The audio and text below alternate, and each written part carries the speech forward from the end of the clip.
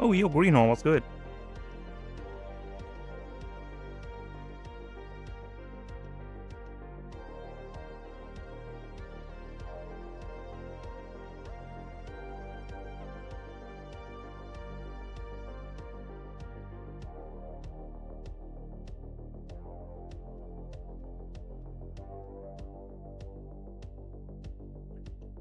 Finally figured out the, you know, the thing, the audio settings.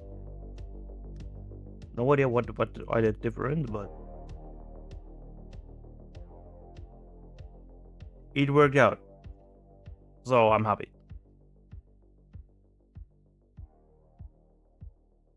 It's the result that matters, eh?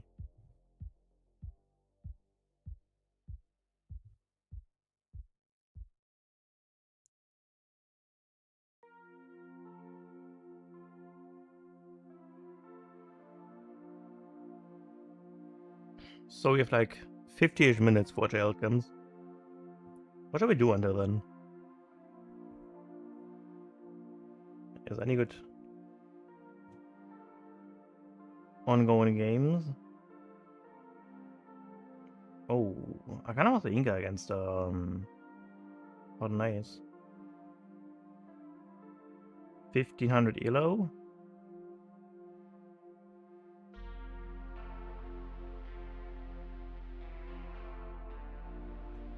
Kinda wanna see that. Seems like very hero favorite.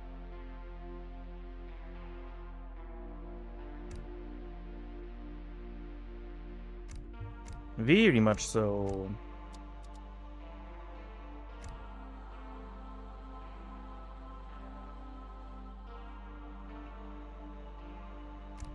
Oh, is it already over? God damn it. No, it's not. It's not over yet.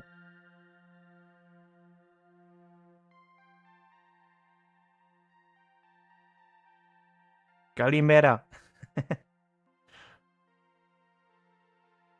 What was it again? Was it like Spanish thing? Who made this voice line? Calimera. Oh. Okay. So the game catch it itself. Come on. Do you game? I wanna. Game. Come on. Come on. Ah, there it is. You can say, hey? What do you think gonna favor? I think it's gonna favor Hero more than Inca. In this particular map. Because it's a lie. You think you're safe on this mountain? No, you're not. There's like 0 food on it. With like 100. By the time you H2, by the way, you have 100 to work with.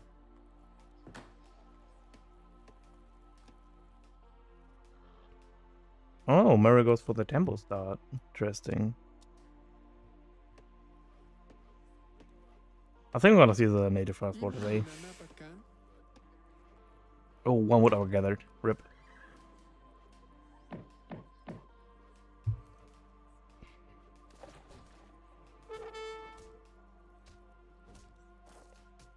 I wonder if you can skip the Kanchas all along.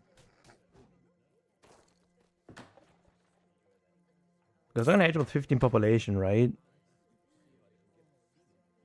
If you get a coin to that, I wonder if the temple stunt followed by a market is better. Oh, heck yeah. Gonna see that. Guess that's how we got that high with guys in the first place. Extended. Oh, yeah. Remember the good old days when these supposed to be for all infantry? And these, oh, it doesn't have it. Were all cavalry cards. Good old days. Made them with the natives is really good. Like 15% on natives on top of that. When you have infantry.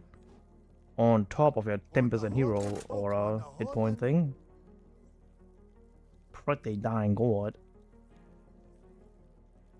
What do we go for? Nothing. Is he gonna save it for what? Because this guy cannot build train bolts anymore. For a long time.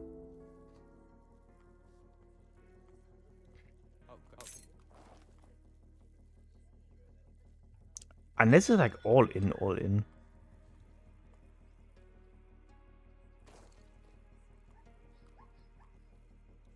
Or he wants to build like a what as soon as possible here. Okay, so I ended up with a wise woman. Let's get some crates. 100 wood, food, and coin. I think it was 200 coin, food actually. I think it was 200 food, 100 wood, 100 coin. What a matchup. Murder goes with the wise woman also. That's going to be a very wise matchup.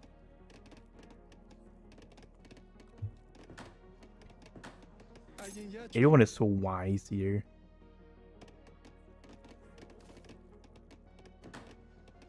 Maisie, more wiser woman win. I lost 40 a bit. If it can? No, not really, eh?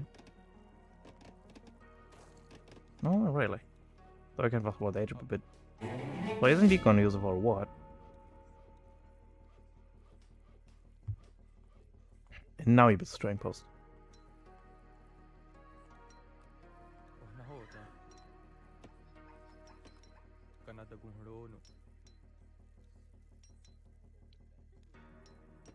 Now they got some train posts of his own. It's kind of straight fast waters, isn't it?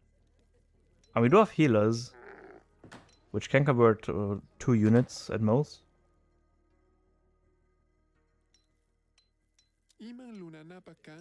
What would you want to convert though? I think the Kenya horseman would be the best target. Because they're the most expensive ones. I can use them to raid your opponent. Turn them forth away back. Ooh, that's a nice army though. The Vagabond, Chasky, and the... Oh, no one can't take it. Ooh, nice. No, he's gonna lose a bunch of hit points. I was gonna lose the experience. The wood, sorry. So there's gonna be the naked fast waters here. Is it gonna hold though? Thankfully the...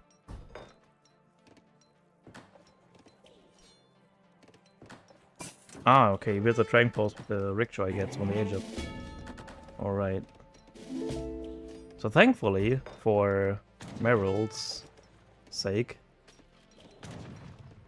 Calimera is not really aggressive here. It's kind of going greedy of his own. Follow him up with like 5 villagers, 600 wood. Because I have to keep in mind that the... Hot and the shorties are the only civ that doesn't get access to 7 wood and 700 coin. Kinda interesting. Now the burn of the train post, but he doesn't really need it. So Ringo's just gonna buy himself time because that's all the experience he needs. In here on the plaza. Come on, 4 train posts. Yeah, we... I don't think it's a great job at hurrying though. Like these are very exposed. Which means we need to make our wards around here.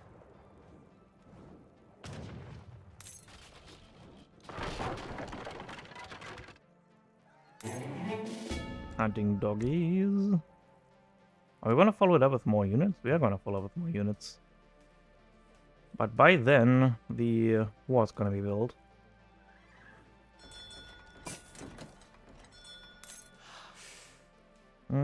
Never made the stagecoach here, did we?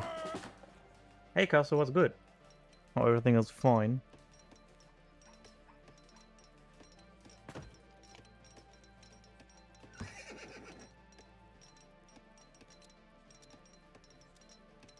You're already halfway to halfway through to 3. Wow. And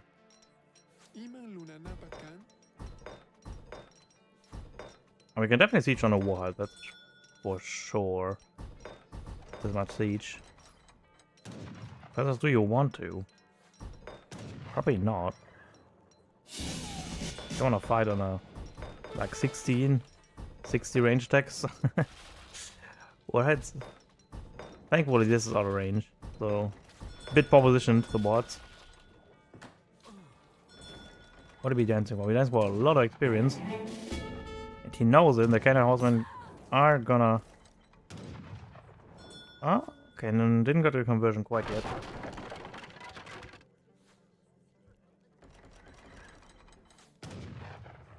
Support and supportive member of the community. Yeah, I think he's like our guru of the community. Don't think there's like a more knowledgeable person than him. Yeah, Period is nearly in, but the mass of Calimeras really skyrocketing here. There's nothing he's like all in on this. But he has 2 train posts in the back of this. No stagecoach, bit of a mistake there. But it seems he wants to age of himself now. Another will does die, another will goes down as well. Very sloppy. Could be me playing actually. Down to 16 villages. I think I even watched old 4 years guides of him at Clansman. Did the guy with Kazakhstan? Interesting. Never knew that. Oh, they will lose a priest as well. Oh, that's bad. I mean, 1 and 3, you know, what calls. Don't you have the Willy card in here? Yeah, they're conquistadors though, but the Kuramos are melee and they do a tremendous amount of damage in melee.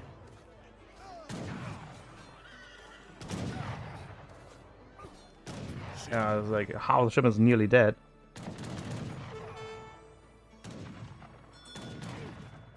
Putting them into stagger formation. Huraka's getting ship for whatever reason. There's no reason to put Hurakas here. Okay, since borders instead. But now we're housed. Even 16 villages. Meanwhile, Calimera is on 27. Like more tomahawks. Ah, the foods ran out. So we're only having more or less the same economy right now. Oh, do we have conversion? Ah, no conversion.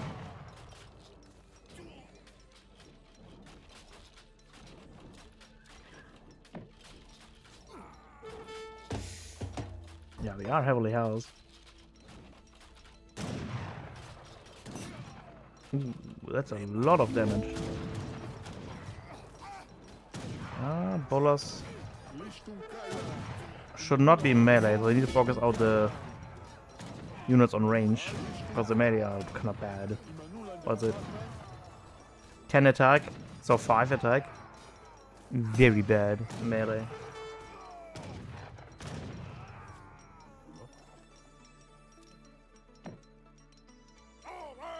Okay, still popping out units.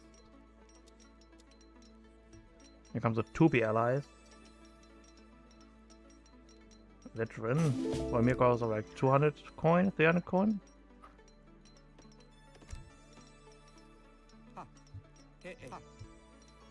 There's a lot of units. And the majority of his economy is now on Plaza, generating experience. To keep the ball rolling. Yeah, but I don't think H2 coordinates can beat this, is it? Well, these stats are so good. 26 attack when the hero's around. It's like 2 hyenas in one. Even more than that, DPS wise. Crazy. And they have more range. Hyenas do have more hit points though. Doesn't matter if you have twice more attack. You don't have that much handicap though. Only 3 conquistadors.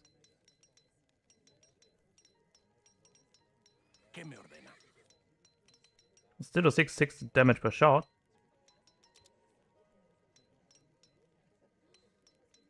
Do we got any wood upgrades? No wood upgrades. I think that's a slight mistake. Could have gotten at least the first one upgrade. Very valuable. 250 res for 20%. Not bad. Oh, here comes more conquistadors though. Ooh, that's a nice flank. And that's a lot of troops dying. That's like the worst. That's the worst engagement ever possible. Like the horsemen fight what they need to fight. The tomahawks are melee on the conquistadors, and they're just devastating away everything that they can. Oh, he was caught down with his pants down. Wow.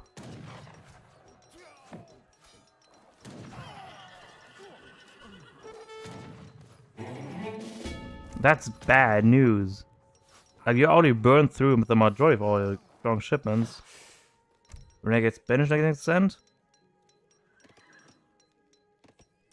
But the Renegade's banished to 1-1, kind of the same damage as the Kenya Horsemen do to them. And we're running out of coin too. Oh, I say that. Never mind that. 100% you could have flushed it, but he was like caught so badly. Not sure if you didn't expect it. You can't really get spend even less the damage actually. So the Kenya Horsemen actually completely fine against them. You must have seen it. What is the one police doing there? I may have used the select or army hotkey. Yeah, he knows it. Damn. Completely could have crushed that if we would have fought around here. I can kiss us in the back, 2 pieces in the front.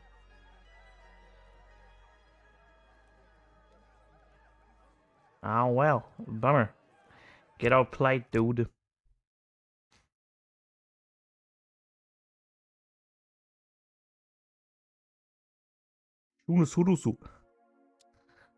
That's a long name and a half. Yeah. That was game ending. I was way too overconfident in that. Rip that guy.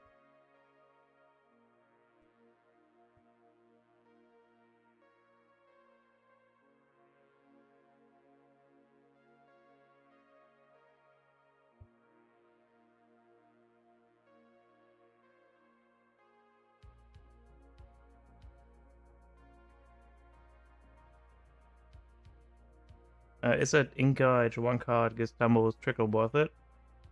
It depends on how many Dragon Balls you have. I think could be a worthwhile supplement if you are on a no Dragon Balls map. Because the Trickle is 0.7 per second. And natives gives you 0.35 per second. So with that card you kind of get your normal Trading Post to experience value. On a map with something like Great Plains, I think it's very worth it.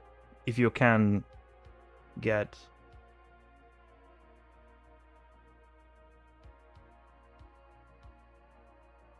like 3 to 4 TPs controlled, I think this card is very much worth it. And it also has a niche addition, the trigger card. It makes that your units get an inhibit aura.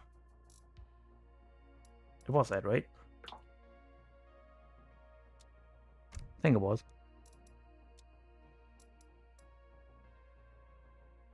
I know, what was it? This one was, right? This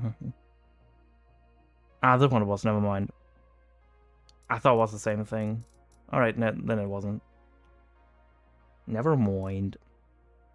Switched him up.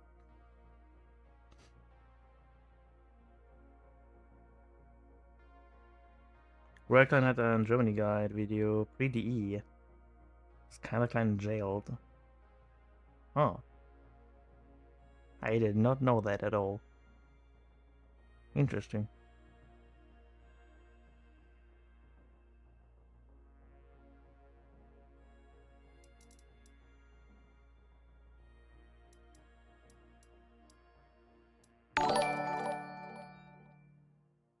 Oh, Swiss Blaze. Thanks for the subscription on YouTube. Luvia. I'm not sure why the alert box doesn't work on YouTube. No idea there. Feel welcome. You can. It's not disabled. I think I haven't disabled it. I'm quite sure I didn't. Because I'm not that famous that I have to, like, ban all links.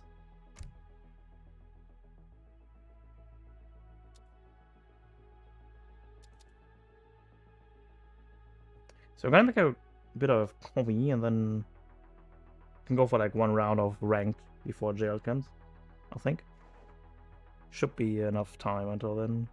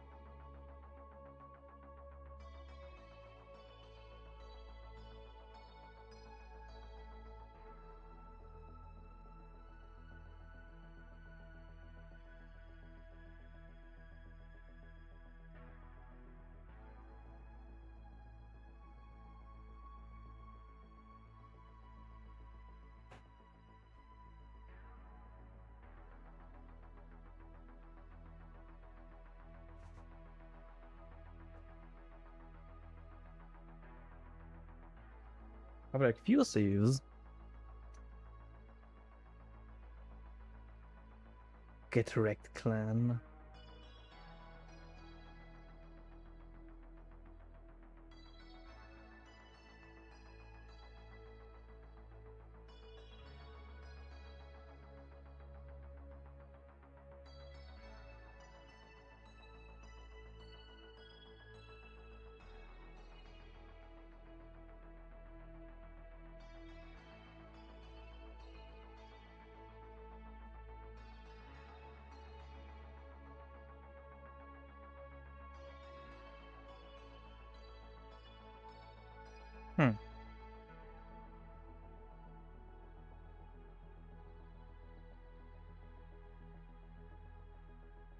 Pretty cool, actually.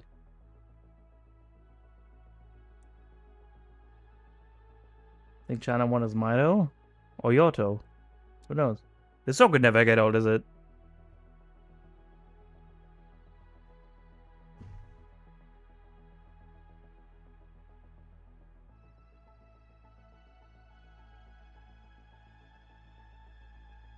I mean, most likely it's not even funny anymore, but I still bring it up. And I feel smirk about it. I don't care.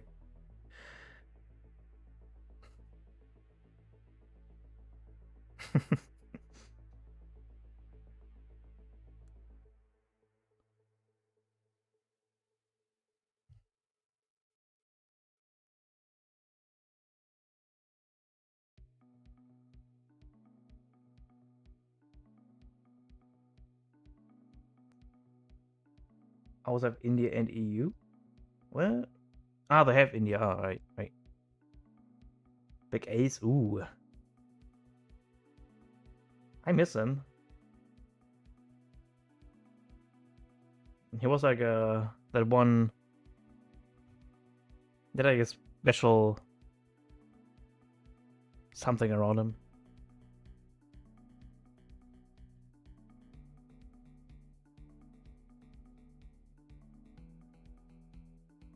I think if Ace really would have tried with like serious strategies, I think it would definitely be the number one there. Was Big Jail done? Give it half a minute, half an hour. He said he'd be there.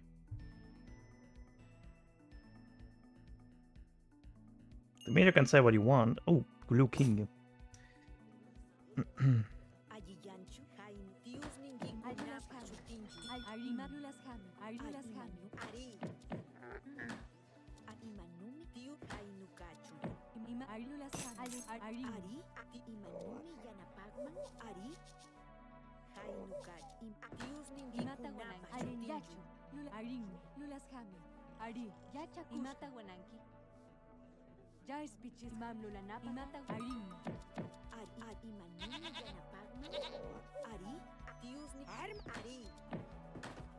Okay, but I can't just start this.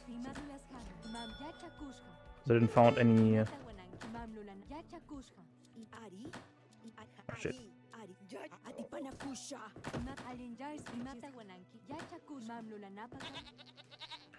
Stakes were made.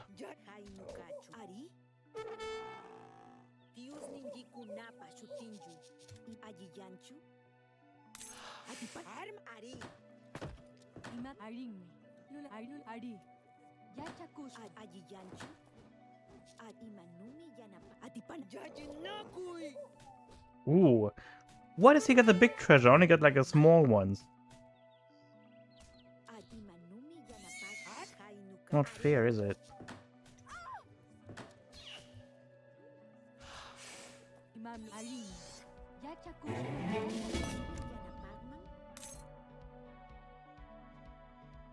What's that normal one, but like there?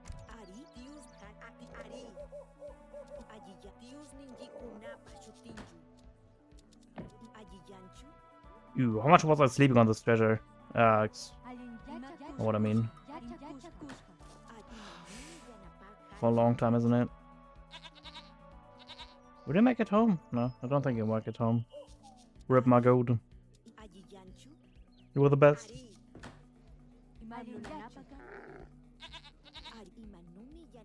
Yeah.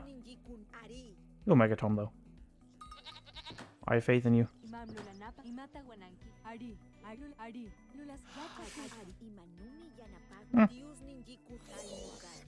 Might as well. 3.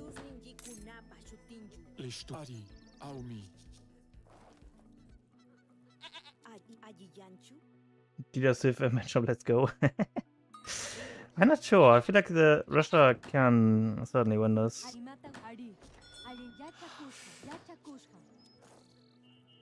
Yeah, go for another veil. I will do another veil. What? That was in my range. That's bullshit. Imanulan, Ari, Guaira, Ari, Guantupacue, Aumi, Reinin Chikpa, Ari, Guaira, Guantupacue, Aumi.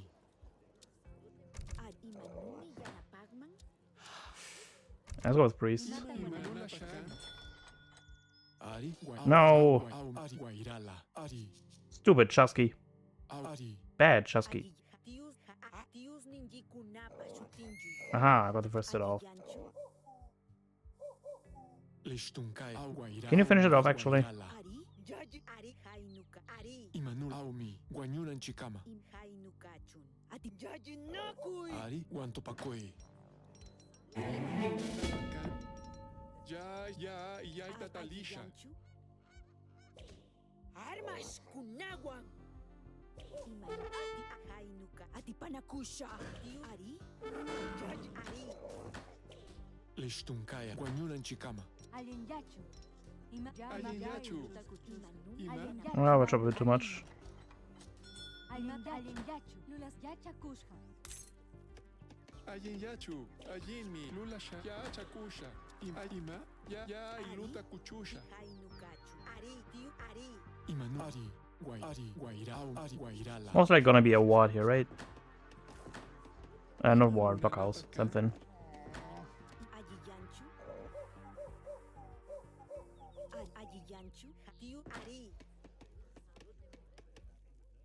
Imata Mamlula, Yachakusha, Yachakusha. Ayenyachu, Ya Chakusha, Ya Chakusha. Ari, Here it is.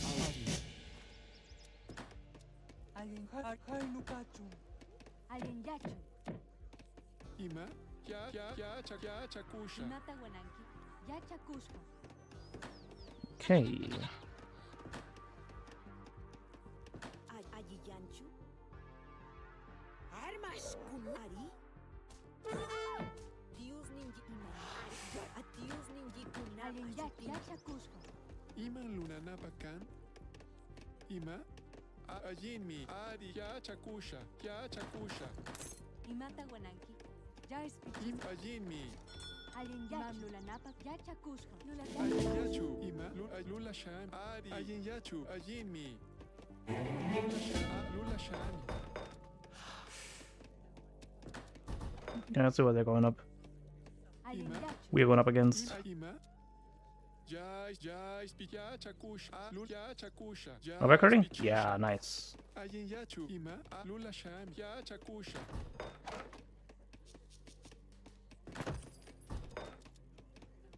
Imata Wan Ari. Ima, Ari. Ayenyachu, Ima, Ya Chakusha. Ooh, that's not good.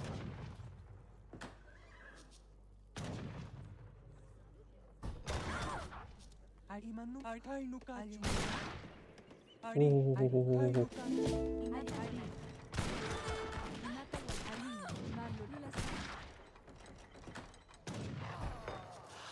Ima, Ari. Guairala. Ari. Ari. Guantupacui. Ari. Guanyunan Janapaman Chikpa. Ayenyachu. Ari. Guanyunan Chikama. Ari. Guantupacui. Lishtunkaya. Aumi. Ari. Guairala. Ari. Janapaman. Imanu. Guairala. Ima. Ari. Chikpa. Ari. Guanyunan Chikama. Guairala. Aumi. Ari. Guantupacu. Guairal. Rey Chikpa. Imanu. Lishtunkaya. Ari. Aumi. Guanyunan Chikama. Ima. Ari. Emanulan Pakman, Ari, Lishtomkaya. Imanulan Pakman. Ari. Emanulan Ari, Ari. Lishtom Emanulan Pakman, Ari, Imanu. Wairala. Imata Wan Ari. Ari. Guairala. Ari, Iman Lunanapakan. Mamlula Napakan. Ya Spichiska. Ari. Right, Anyuna Chikama, Wairala. No, don't go there. Manulam chikam Ari. Listum Ari. kaya. Waira Aumi. Iman lun. Ari. Ari. Lishtum Kaya. I'm never gonna do this kind of thing, am I? Ari. Emanulam chan Ari. Ayin yachu.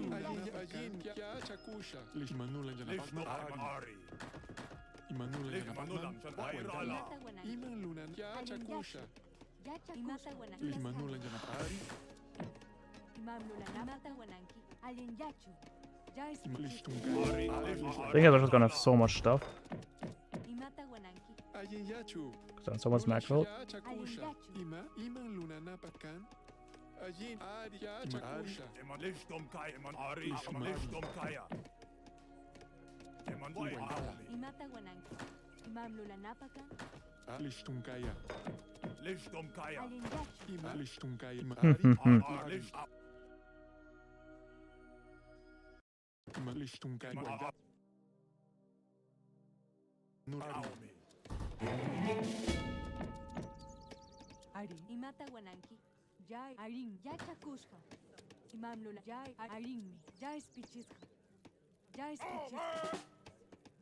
Imanulan jana Ari. pakman. Lishmanulam This Russia kind of takes over, isn't it? Ari.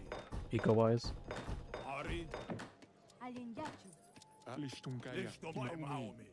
Need to take this one very soon. Listum kaya. Ari. Iman Ari. Is there a gap somewhere? No. Ari. Lishtum Wairala. Ari. Aumi. Emanu Wairala. Talking to Ari. Cossacks. Ari.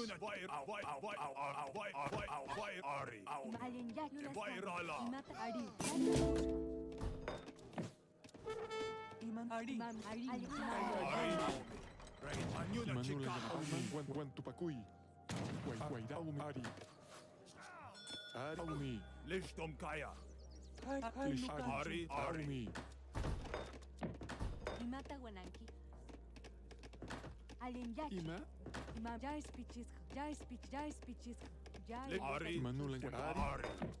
Ima Ari. Listum kaya. Listum guairala. Aumi. Listum kaya. Ayin yachu. Listum kaya. Imanulan Ari. Guairala. Aumi. Ari. Imanulan guairala. Alright. Listum kaya. Aumi. Imanulan. Yeah, squads are really skyrocketing. Imanulan. That's kind of the same against Russia. Imanulan jana pakman. Listum Imanulan jana pakman. Listum kaya. Ari. Aumi. Ari. Aumi. Listum kaya. And look at the big math he has now. Like, what am I supposed to do there?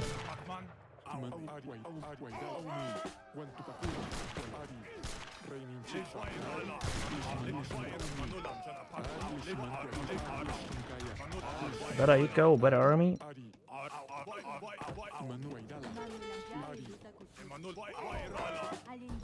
Imanulan jana pakman. Lishtum Kaya. Listum kaya.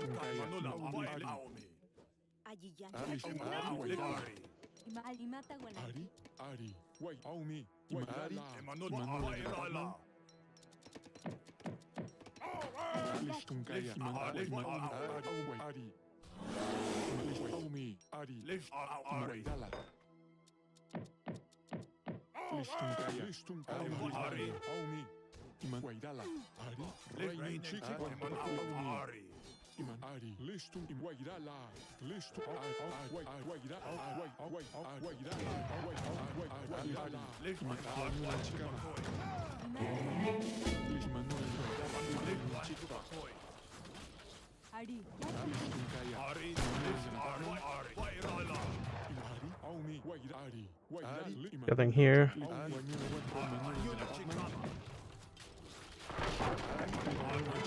Manulan chikama.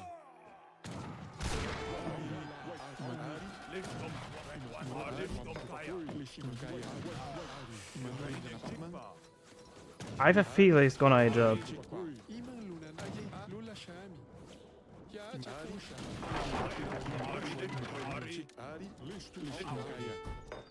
Ari, Mamlulanap. Ari, ya iluta kuchusha. Imatawananki. Alin. Imanulan dyan Yayinyak. ang Bakman. Imanulan dyan ang Bakman.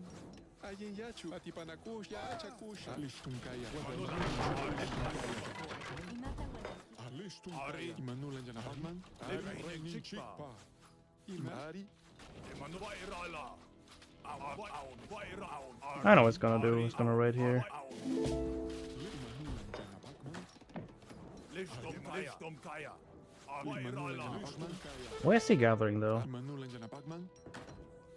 Ari. Ali manulam sa napakman. Ali anyun ang chikan.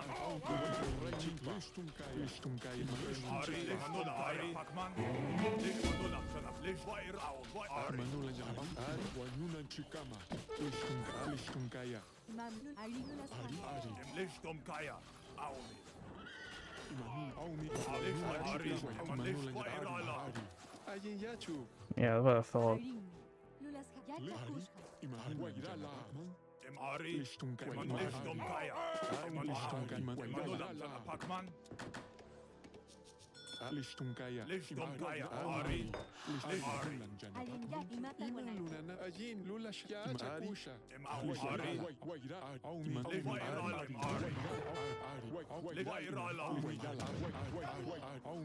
Listum Ari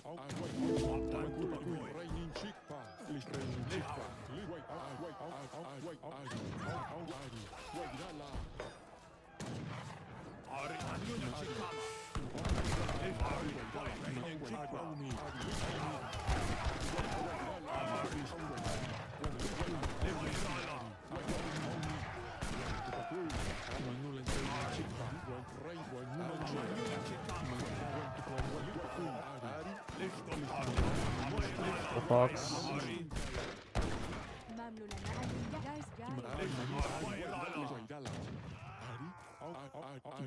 Listum kaya.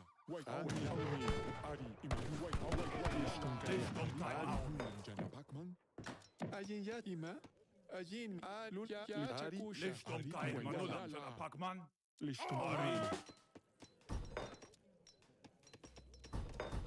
Imanulan dyan ang Listom Bakman. auni. Listum kaya. Imanulan dyan ang Bakman. Imanulan dyan ang Bakman. napakman. Listum kaya. Listum kaya. Ari. Listum Listom kaya. kaya. Imari. Ari. Listum kaya. Imang luna na pakan. Listom Ari.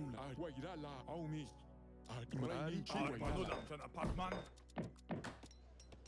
Imanulan dyan ang Listum kaya. Ari. Listum kaya. Listum kaya. Wanyunan chika. Listum kaya. I need that chick alive. Imari. Ayin yachu. Niggas, can we fight H2 against H3 against Russia? Listum kaya. Aumi. Ari.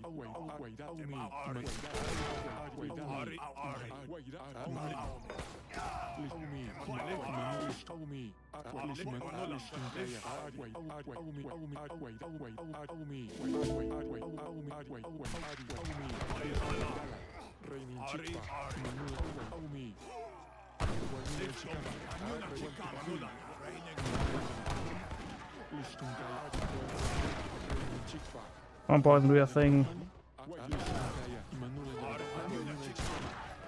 Oh, okay.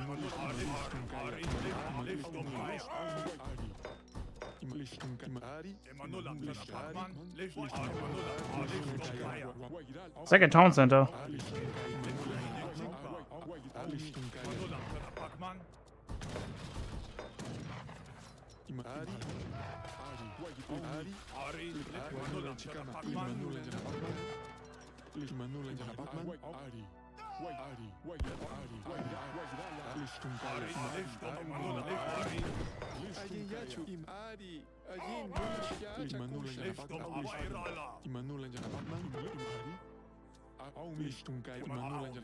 Seems like quite a lot of eagles there, actually.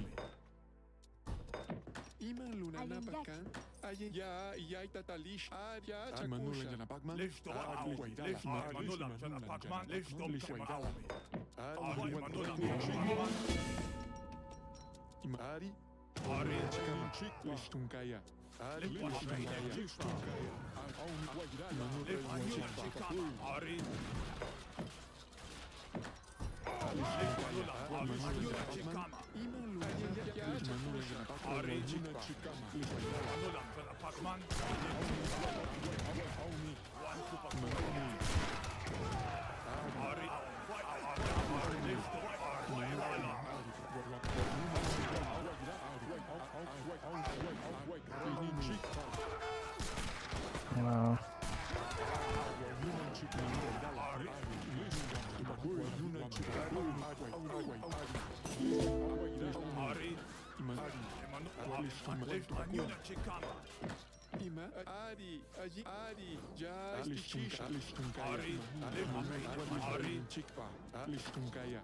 Dude, doing a very nice job in keeping his stuff alive.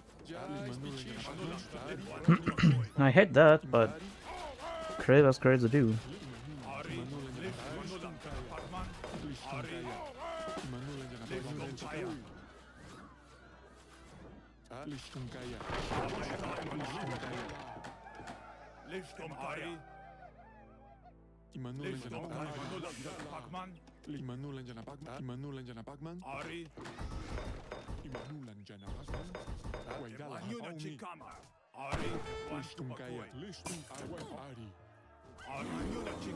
We go through the double X.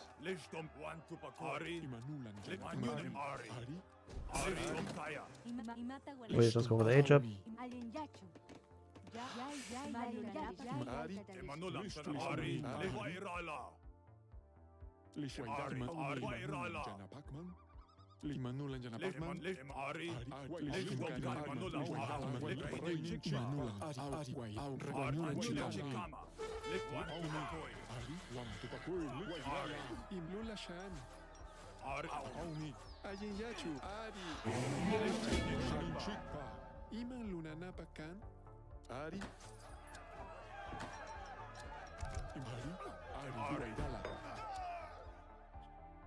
We counter rate him. No.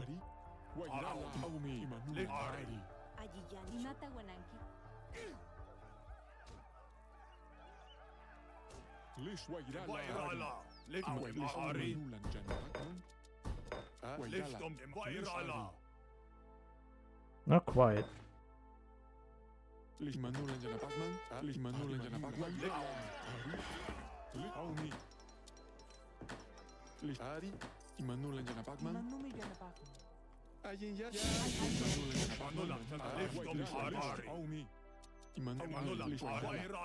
You're going to need those stones in us.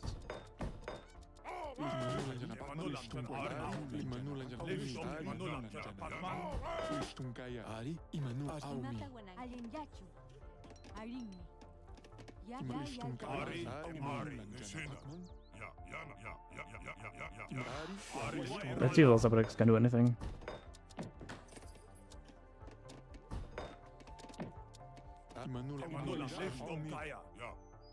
He must be starving up for coins soon, right?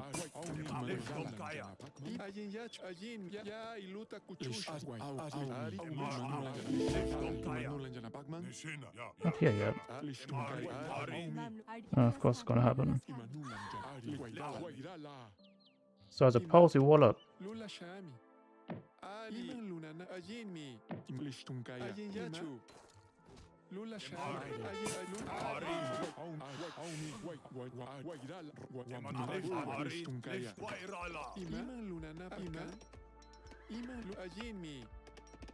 Yeah, we're gonna wall up. I wanna deal with that shit. Wall this up.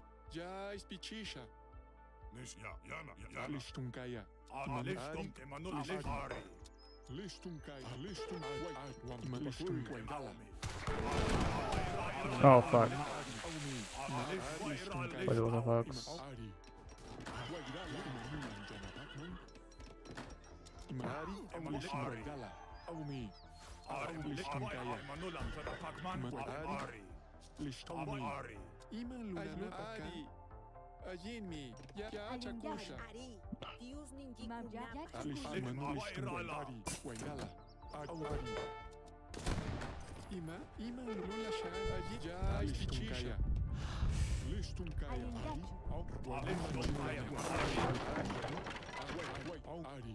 Look at those fuckers.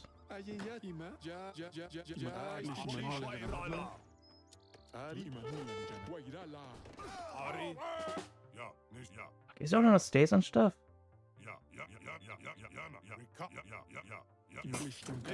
Where there's a gathering, man.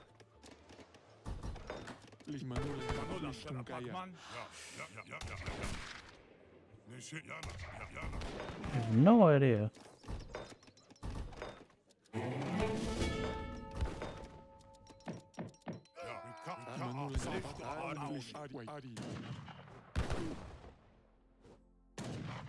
There's gathering. Let's go counter raid.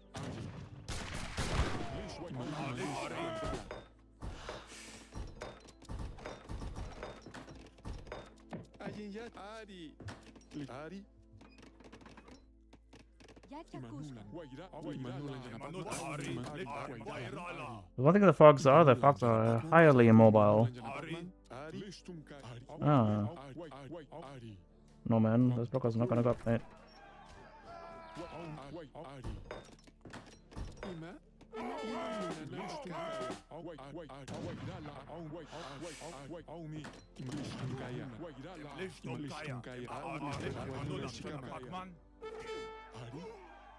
Not even great codes.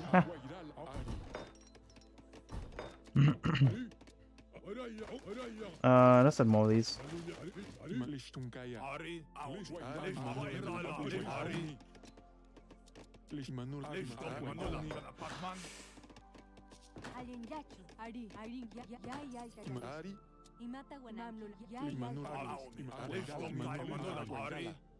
Oh shit.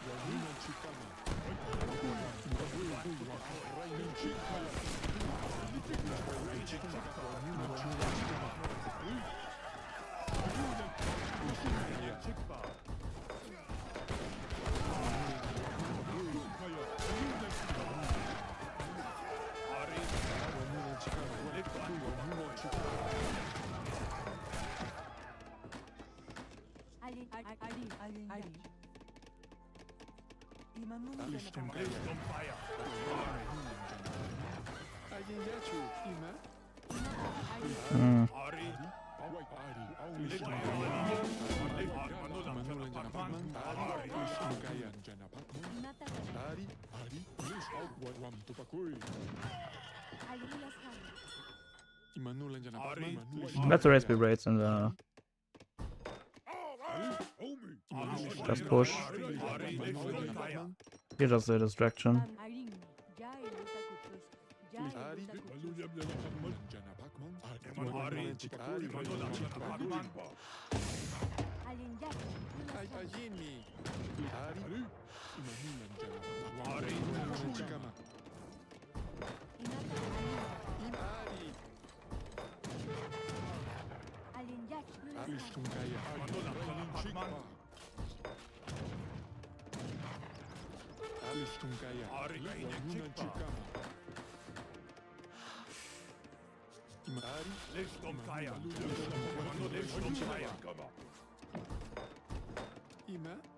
Yeah, I start switching mills and stuff.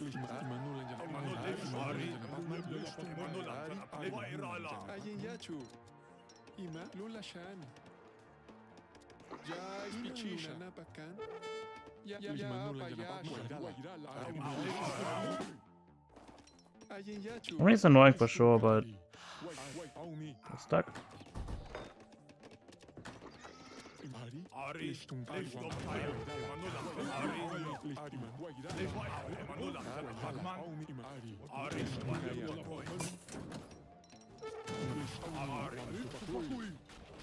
Oh, those coconuts.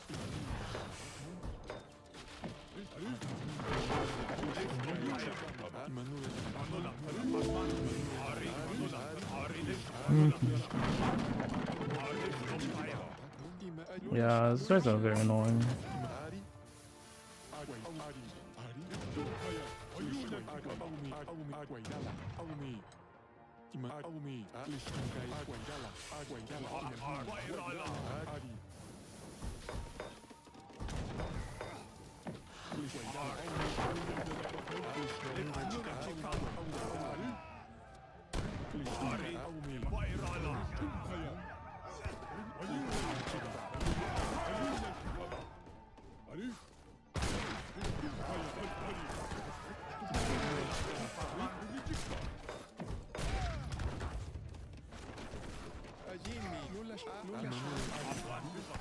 Finally.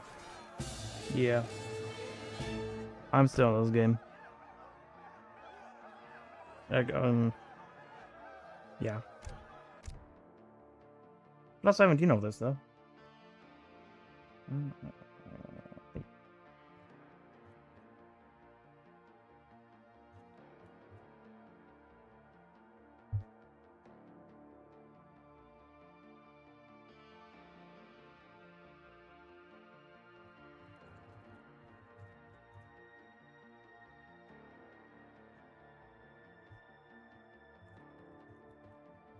Right, just soon here.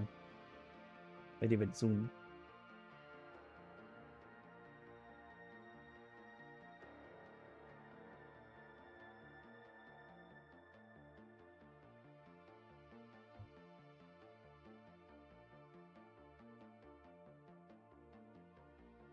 It's a soon, TM.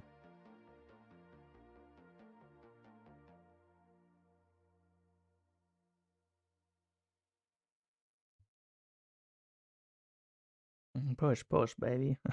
Yeah, thanks. It was a deserved victory. Really, I get on that much. Also, I feel like my usual, like... He did a really good job at raiding, by the way. Was so good.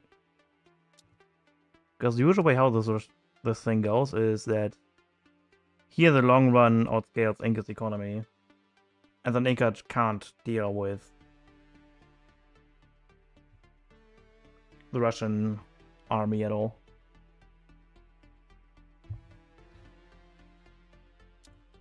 I deserved that, I feel.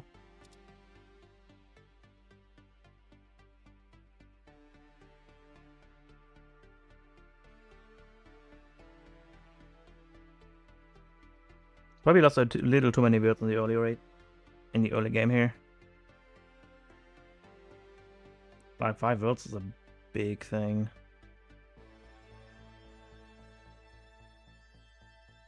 Oh, Mirk. Wow, you are still alive. Haven't seen you around in ages.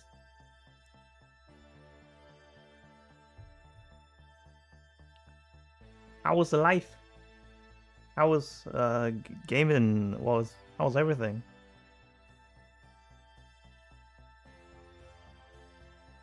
So 19 months. Yeah,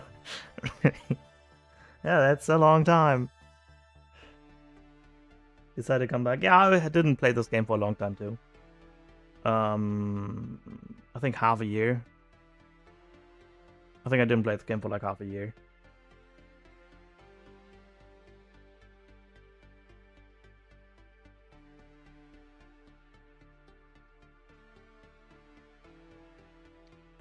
Give us jail. Give us. Everyone's protesting now. Audio Ethiopia, go. Unless they think you're buying mouse to play this time around. On touchpad. Yeah, I think, you know, a mouse could be a pretty good, decent upgrade.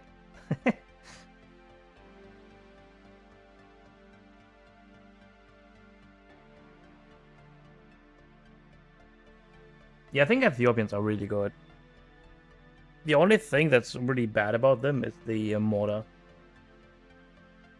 The damage on infantry is really garbage. A fog does more damage than this does.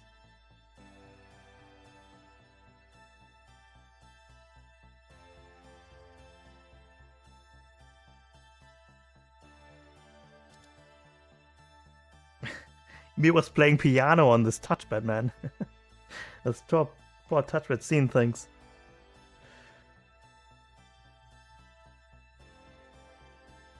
Dude, his real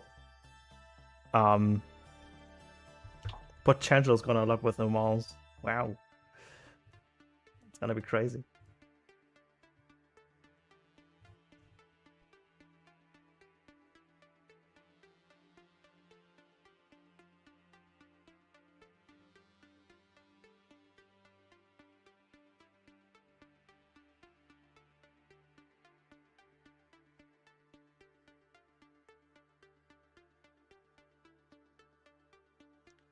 You got to be vice captain of the clan? I used to be.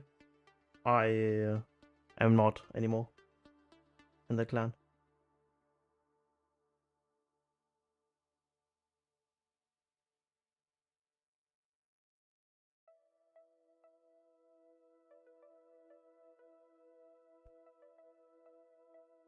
You can get used to anything.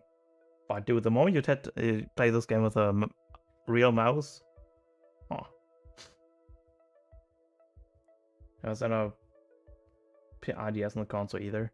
I would yeah, the console needs a lot of assistance. You can definitely do it if the adaptation is good, but you just can't play on the same level as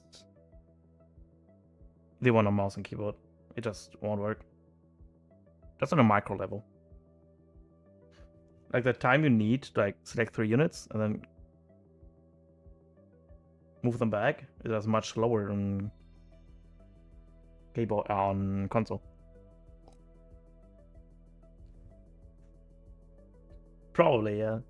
He probably beat me too. I think Miro beat me when we played. I did. Yeah, I think he beat me last time we played in the you? Or was it? It was close. Did I beat you or did you beat me? It was a very close series, I know that.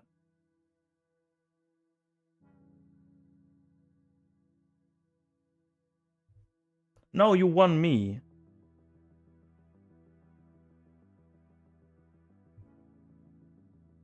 Then you moved on. And I disqualified. Yeah, I know that. You were then fighting against Hot Dog, and Hot Dog won you. I think that's what it was. It was a long time ago, but...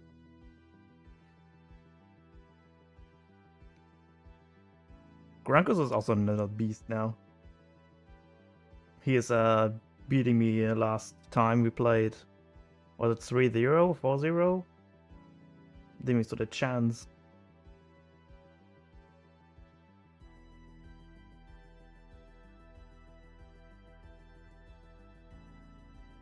Yeah, we're just waiting for JaiLeD's wife to sort the groceries out, and then he should arrive. New copy. Oh, even Refnag remembers him.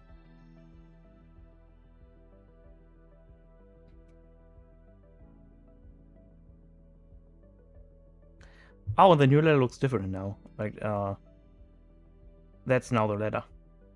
Refx now top 4. Not top 1 anymore.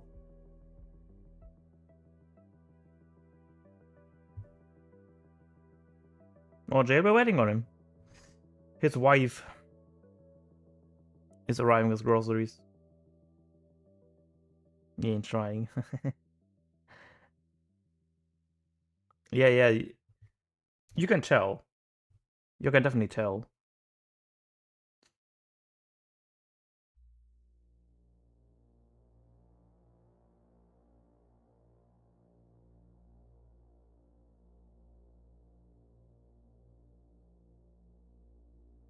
I mean, it makes sense in a way. The artillery should take longer than like normal troops. The young 1600. I at my peak is like what 1371. Let's go.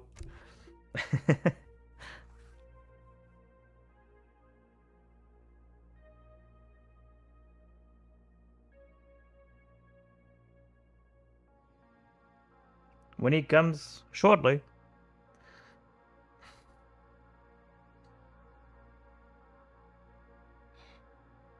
Any second. He's sorting his groceries out with his wife. You can post the links here, definitely. Yeah. I didn't block them. I prove it.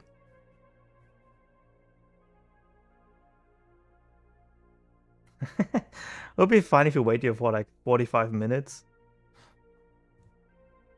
Just theorize at the original time we planned. IMXH. What is he? I used to be that guy too. What deal is he now? He's a bit higher nowadays. Because he was playing this game day in, day out.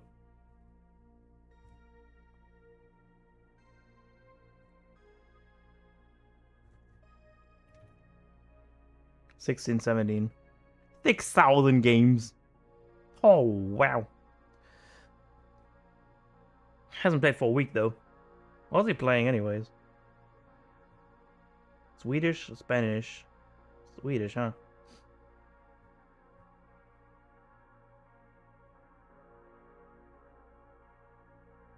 He was playing actually quite a lot of Civs.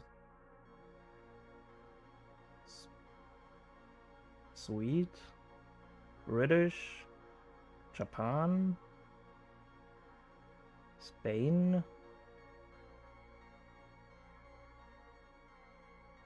He played Akira.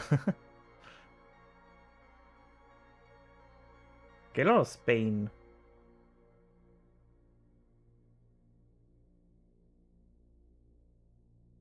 Yeah, he seems to play like a lot of Spain lately.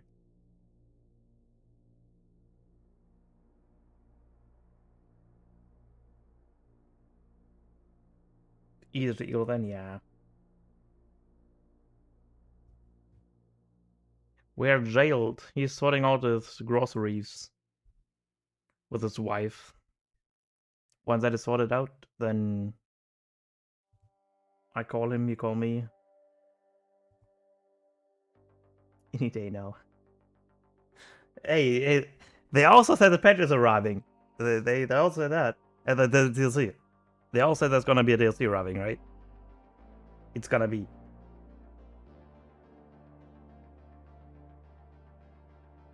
Anytime now.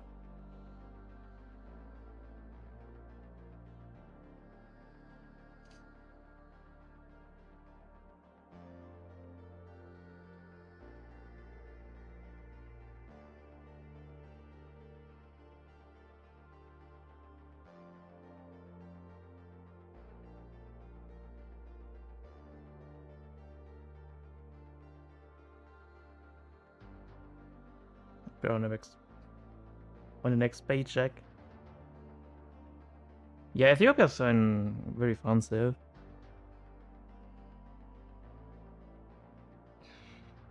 OP cows.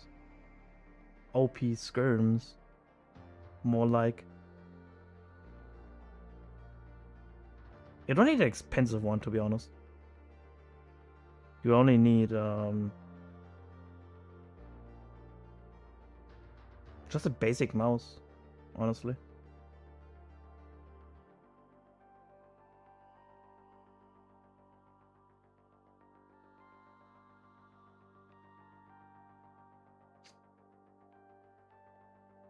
Yeah, I guess Kenyans are like paper.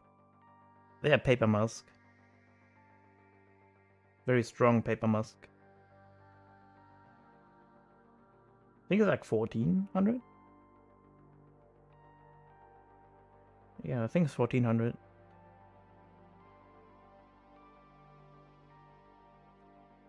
To be honest, I still feel like to this day people underestimate on how high the meta attack on Kenya is. I'm still waiting on JaiLeD anyways. Let me prepare the Kenyas to the Tomahawk. I mean, I have a Dana build order video for Ethiopia out. There could be a starting time for you. I'm sure what thing I covered. I have a video for that. For starting point. Because that's the difference between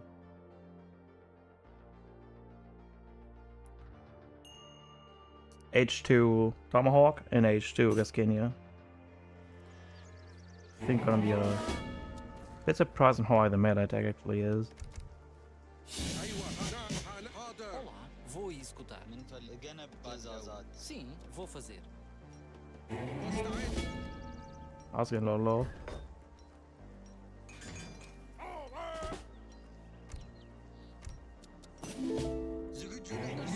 So here's the anti-attack 17.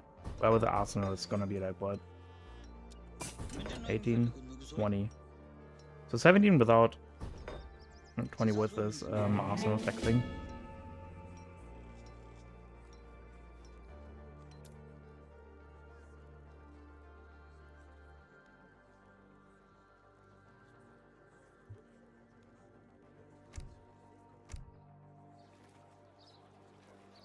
$156 hit points too. 156.20. And they still have compared to like Tomahawks.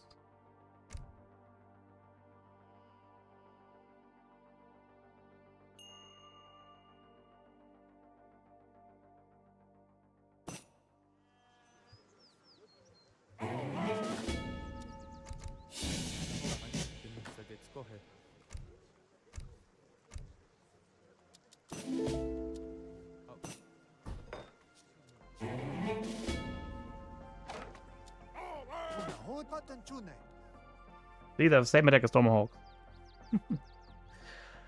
It's kind of crazy. With my health as well. Right? They had 256, right? If I remember correctly. Oh, they don't get the bayonet talking it. Never mind.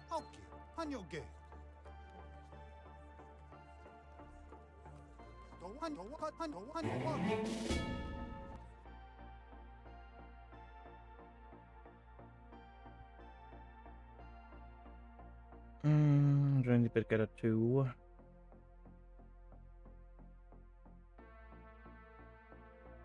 I'm also always up for like playing if you want. Maybe some coaching too. Some lobby games or something like that.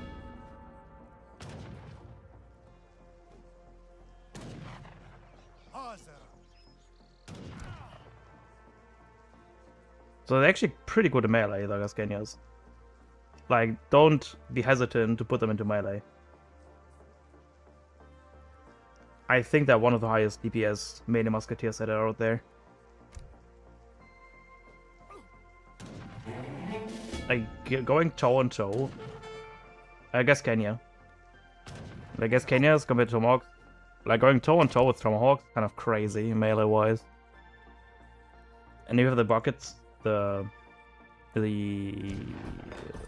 bayonet, it goes up to 20 in H2, which is kind of nuts.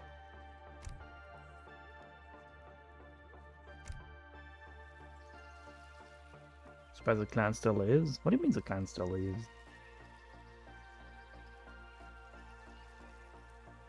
I was the vice leader of it. Now in here. Part of the trading post. If you're talking about Royal, I'm not part of it anymore. Because of few disputants between me and Josh. So I was like, either Josh goes or I go. I mean about how head of trading post 50. Oh, okay. I thought we were talking about Royal. The vice leader of it? Am I? Sure. Big silver shield isn't it too? Oh. I am vice leader.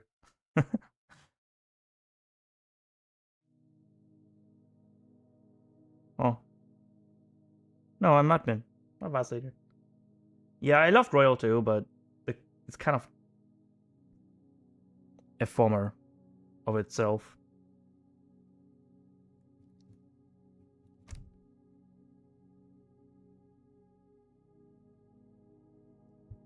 as a former shell of itself. Yeah, I know, right? Crazy. I think it's the first time it ever gets used too. Ever since it got implemented. Ah, come on, JaiLeD. Where you at? Tin Soldier. We need to sort this clan out for a... Like, a lot of dudes here not 8th anymore, is it? Like Eva the Boneless. Oh no, he's around still, mine.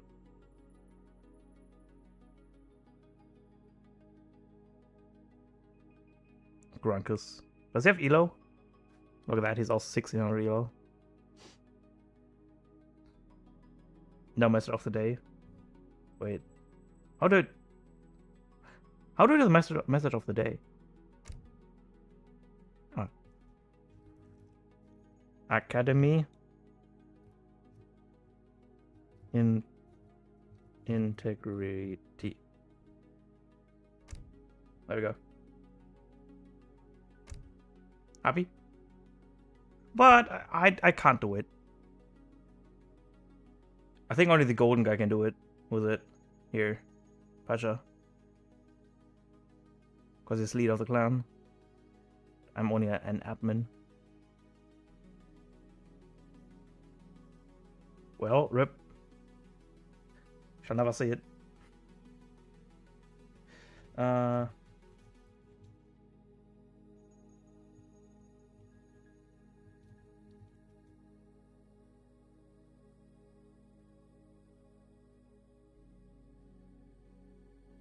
Oh, Jade is back. Jade is back. Are you ready?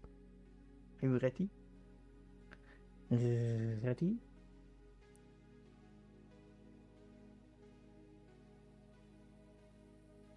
Yeah, he does. 7 instance Pasha. Yeah, it's Pasha. Oh. Oh, Jade. Long time no see, long time no hear. How's life? Yeah. Life is good. Life is crazy. Got like 10 different things I'm doing today. Sounds like very busy. Yeah. So, tell me about this. About what, do you have any like agenda or like plan or what?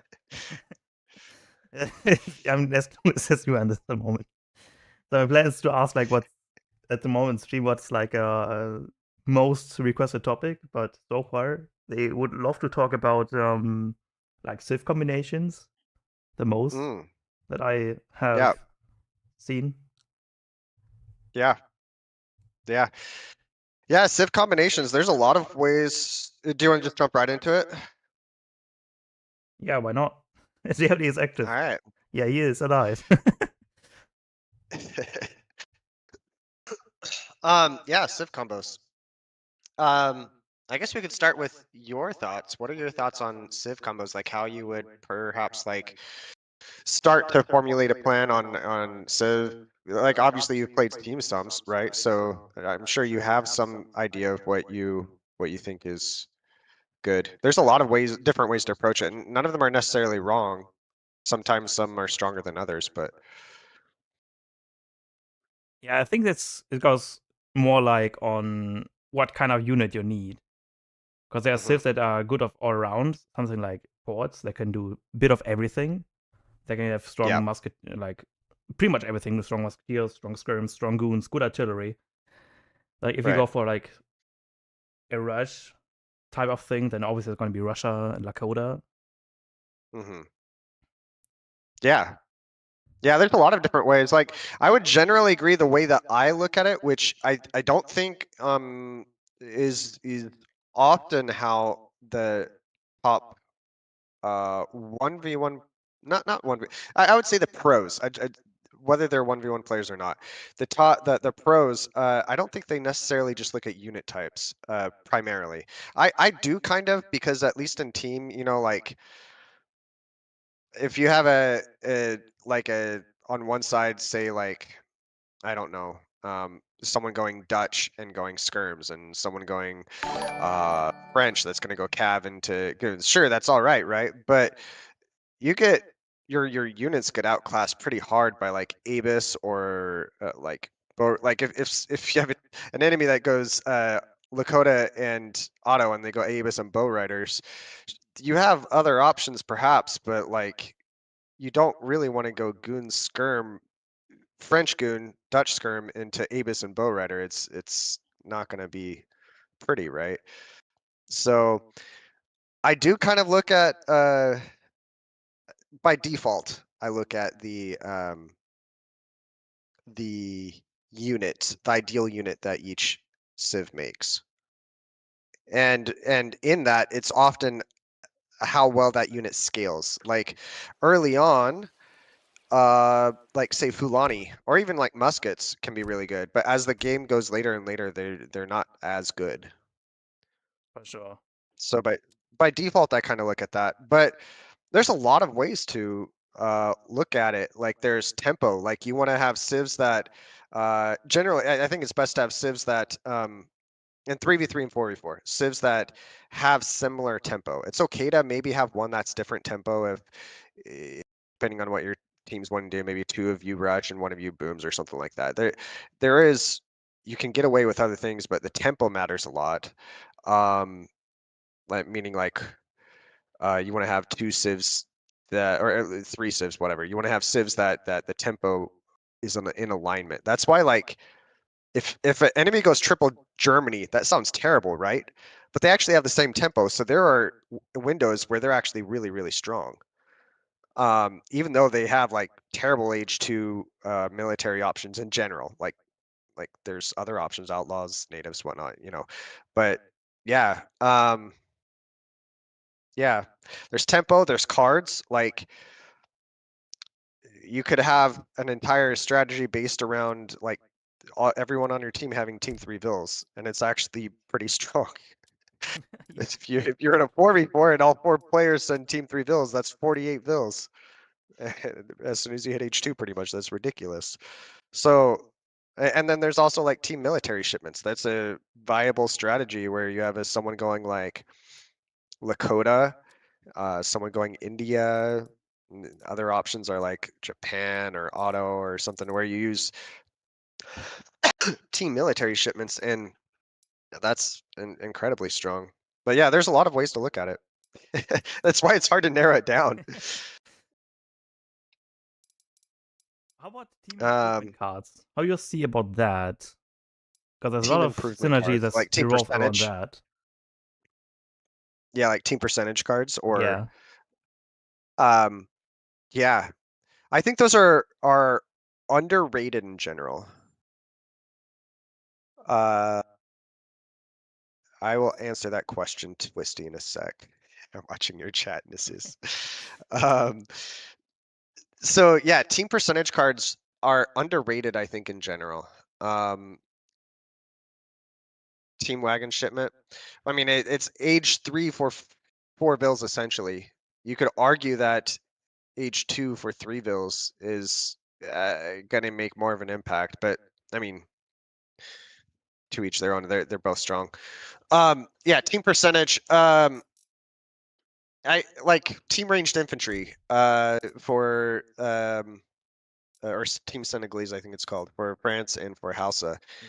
Those are incredibly strong. That affects all ranged infantry. Your team is going to have ranged infantry. You can't really approach the game with just pure goons and cav, right? And outside of a couple obscure games, I've never seen a game where that didn't have a good amount of ranged infantry. There's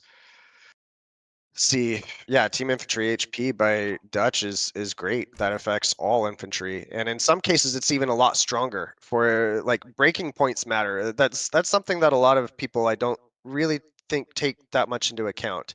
There's some really really obvious breaking points, like Mexico insurgents. They have 90 HP, 0 range resist. They get enemy TCs with 10 vills in them do exactly 90 damage. If you have 91 HP, you take your insurgents are twice as tinky against TCs in general. So yeah, Dutch team infantry HP is huge in that case. You're not really going to go into a game thinking about all the breaking points, but there are some that matter a lot more than others. Port plus Dutch plus Brit plus Auto would provide the best Abus. I'll get back to your question in a second, Twisty.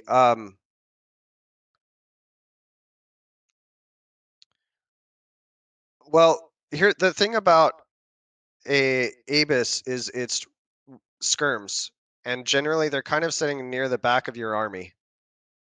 You might be at the front, but you want high damage. High damage matters a little bit more than HP. They both matter, but it matters a little bit more. So I would argue that like Team French or Hausa, the ranged infantry on them matters more than HP, which Port's Dutch Brits are all HP. Brits is muskets and grins. So that one's irrelevant. But Ports and Dutch would both provide HP. Back to your question, Twisty. How do you know that other players have better tempo than you? This is really a knowledge of the civs and how they play out. For example, Russia has terrible tempo early on, but there ends up scaling to an extremely strong tempo, higher tempo than the vast majority of civs can even put up with later on, because their eco is really good and they can have instant train infantry. So yeah, it's really just a knowledge of the civs more than anything else, and also build orders, because there's some, like for example, France can play like a 1320 or 1420, or they can play a 1210, and that tempo is very different, and it's very different early age 2, but it's also very different in age 3. Um,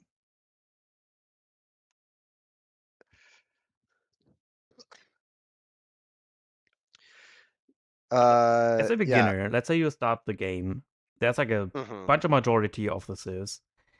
How do you Yeah. tell, as a kind of newcomer who don't have like all the knowledge on how you can tell if you have the tempo match or you don't?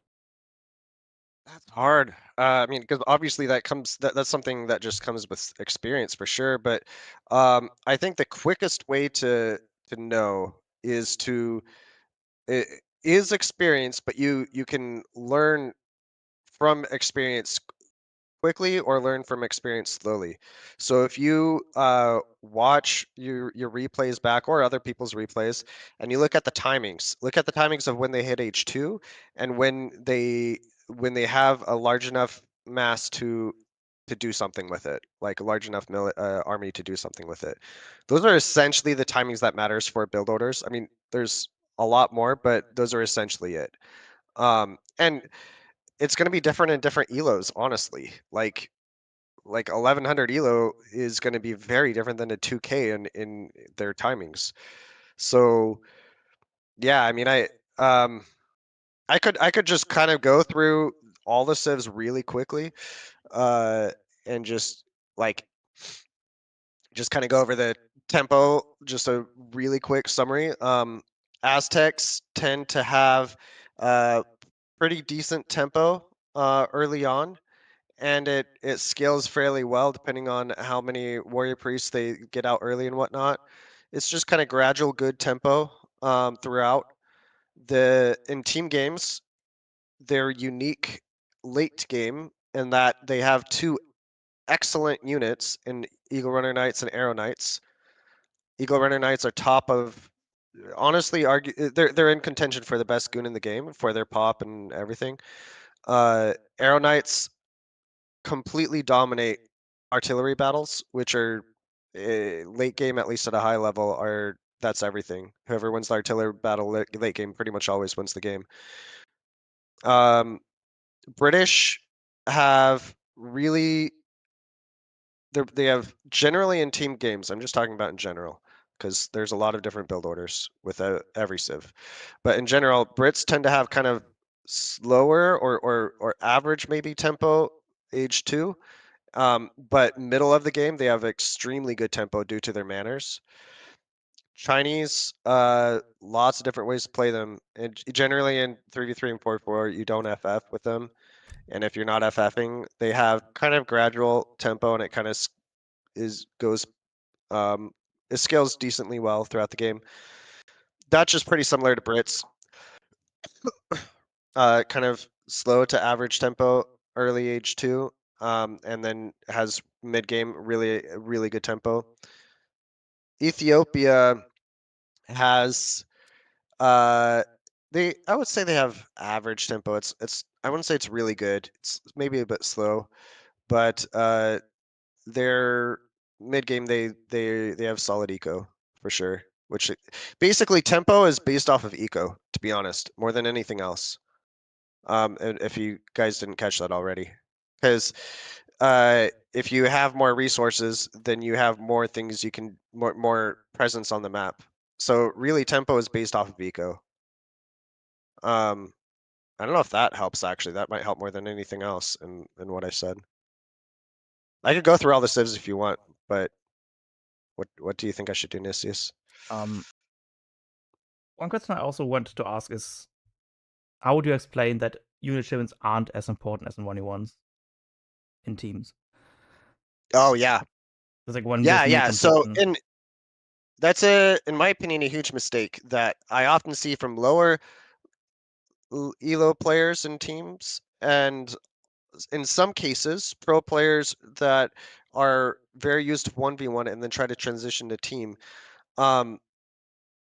It basically kind of goes down to like how you build a deck, and you basically want a deck that is able to adapt to any point in the game.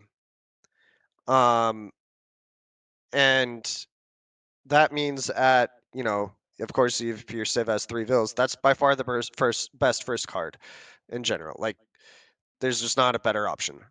So that's always going to be your first card if you have 3 vills, because that there's at that point in the game, it's very predictable. You're gonna be at a point in the game where 3 vills is gonna be very valuable every single time as their first card. At 5 minutes into the game, it's going to be slightly different. Maybe 5 vills is a great card. Maybe 700 wood. Maybe a military shipment is useful if they're like hard rushing you or something. Like, so you want to have cards that can respond to 5 minutes into the game, 10 minutes into the game.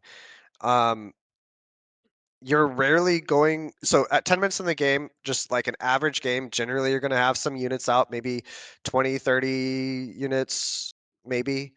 You're going to have a decent sized eco.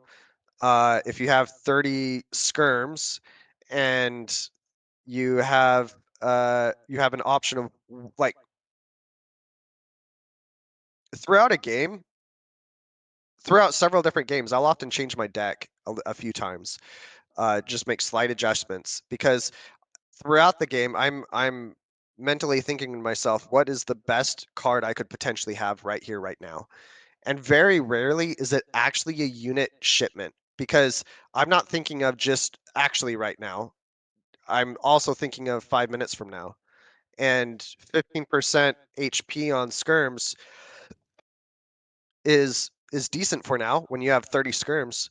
And 5 minutes from now, it's going to be even better. So in general, I have 1 to 2 military shipments per age in general.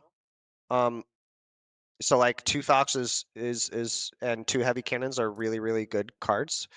I like to have 1 military shipment age 2 just so I can respond to rushes. It allows you to like, I don't plan on sending these shipments. Well, at least like 8 crossbow I don't plan on sending, but it gives me the option to do that if needed.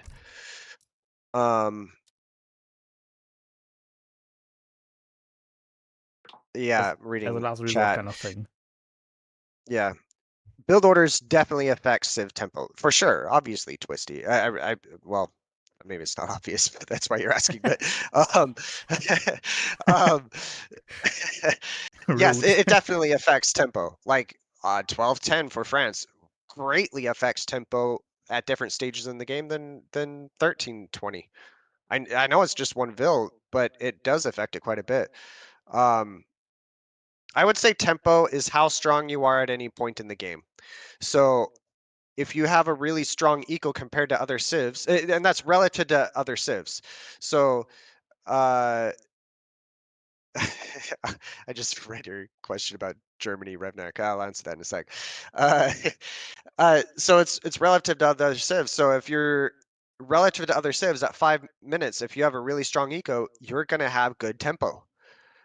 At 10 minutes into the game, if you had really good eco from like for the first 8 minutes of the game, but it starts going off, you might have really good tempo at 9 minutes, but at maybe 11 minutes, you're not going to have great tempo. So it's really based off of eco more than anything else. I mean, granted, it's also based off of like maybe like for example, Auto does an FF and gets Nizam out.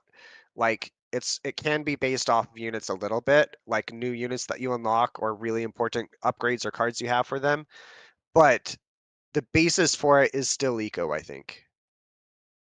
Auto with 20 Nizam and 1 TC with no upgrades on it and no eco upgrades, they'll be good, but their tempo is waning really quickly. Is Germany the worst team civ? No, I don't think so. There are some viable like outlaw build orders I've seen that really overcomes their H2 weakness of lack of military options.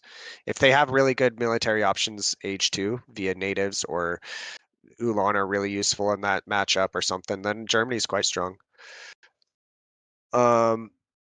Tempo is also map specific to like strong cattle maps. I know House and Ethiopia can be scary. Yeah, yeah. There's a lot of variables for sure. So that's, I mean, yes, you're right. What is better, more vills or go for tempo like a 1210? So in 1v1, if you hurt your enemy, you are uh you are helping your situation out just as much. Like if the enemy goes -1 vil, it is helping you just as much as you going +1 vil. In team, it's not so black and white. I know it sounds crazy. Like then the enemy has 30 vils each, and you take away 1 vil, it's the same as you getting +1 vil. I mean, I guess technically, but it's more. Um, if you sacrifice your eco to have more military, you will scale worse in general. I mean, if you do enough damage with the military, then this isn't necessarily true, but generally speaking, you're going to scale worse than an enemy that chooses to scale more and can like slightly more and can successfully defend you. So if you and on top of that, maps are a lot bigger. It's uh, by choosing to be extra aggressive. You can be aggressive, but the more aggressive you're being, that you're sacrificing eco for, you have to do that much. You have to make up for it with doing even more eco damage to the opponent. Because scaling isn't based off of just how many vills you have. It's based off of your eco techs. It's based off of your military, or in this case, eco shipments. Yeah. I'm talking a lot. What thoughts do you have, Nisius? Another thing is how different rushes are compared to 1v1. Because in teams, it feels like you don't really tend to do damage early on, but more to starve your opponent out of resources. Right. I think there's some reasons for that too. Beyond just like there's 3 players versus 2 players or whatever. Or 3 players, and then you take 1 player out of the game essentially, and it's 2 players. So one, the maps are a lot bigger, which means that the aggressor has to spend more time sending vills forward and whatnot. It's more, the bigger the map, the more disadvantageous it is for someone attacking in general. There's more to it than that, but just from that standpoint of how far you have to go and whatnot. Also, the so the options in team are a lot more than 1v1 in that you could have 2 players defending H2 and 1 player trying to do a really fast H3 and using H3 units. And you good players will have realized that taking down Vils is more important than taking down a TC. A TC can always be rebuilt. Like taking down a TC means they can't train Vils and stuff. Taking down a TC is valuable, but for the HP and everything, taking down Vils is generally more valuable. If someone's TC goes down and they escape with all their Vils, they are still in the game entirely. They might be -5 Vils by the time all said and done and everything, but you could have just killed 5 Vils and they'd be kind of down more or less the same. What is the best team civ? Otto or Sweden or Lakota or Mexico? I still think Otto is the best just because skirms are in every single game. And Abus. Abus, most people don't realize that Abus on paper, if you read between the lines, they technically have multipliers versus skirms.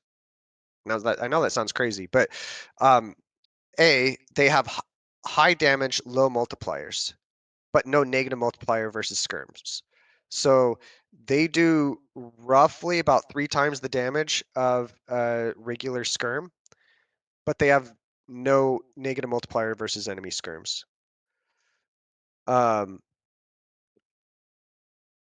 So Abus are insanely strong.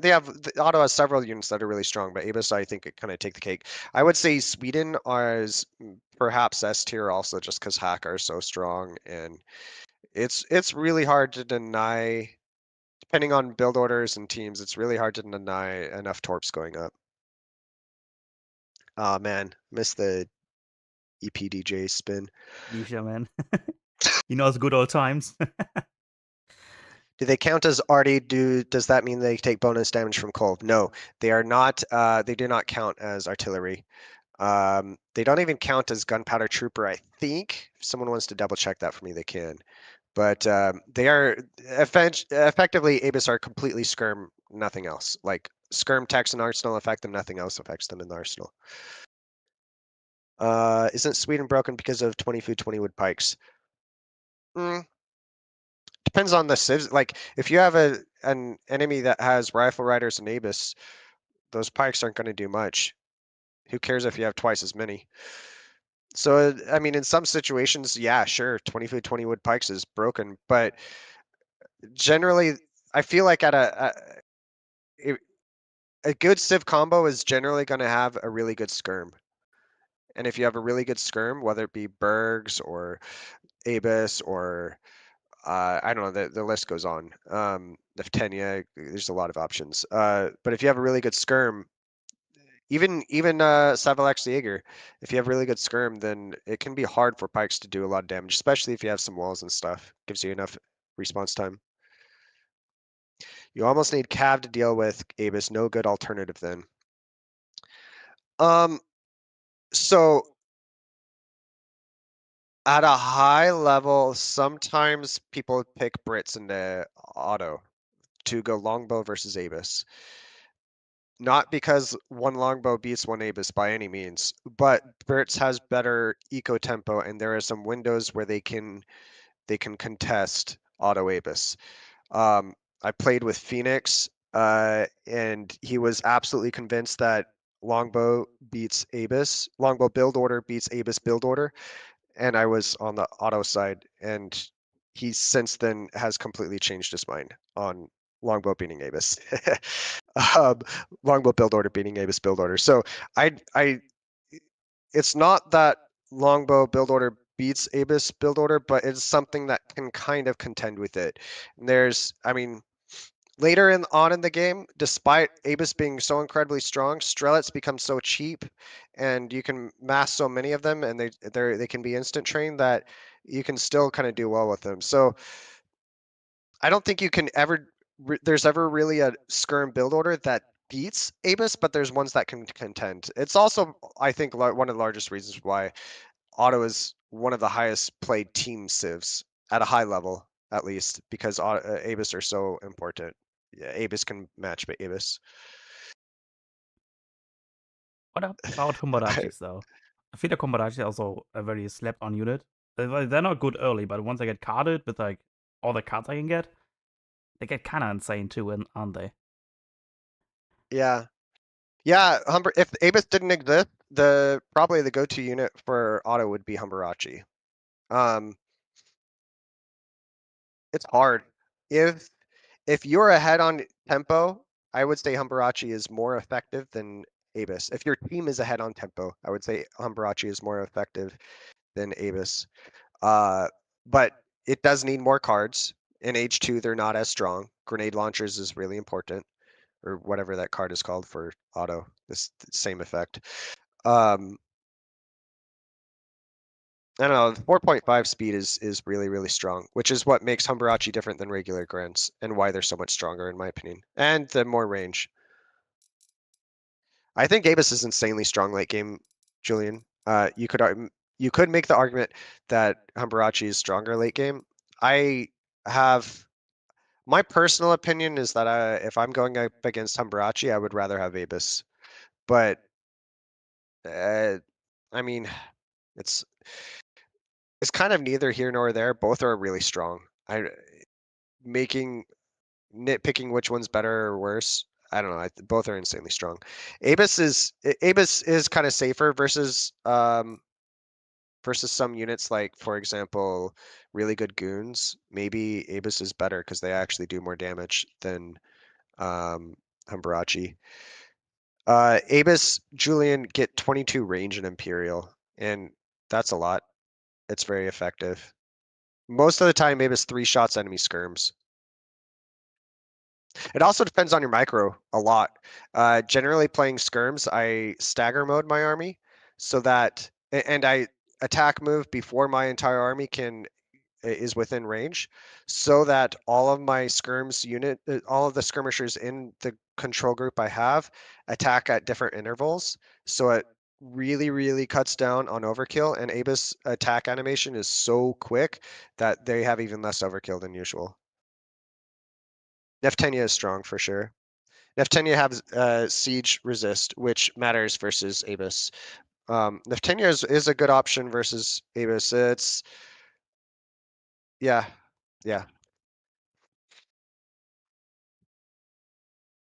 But they do need a lot of cards to be effective too. Otherwise, they're a very expensive Yep. skirmisher. You're right.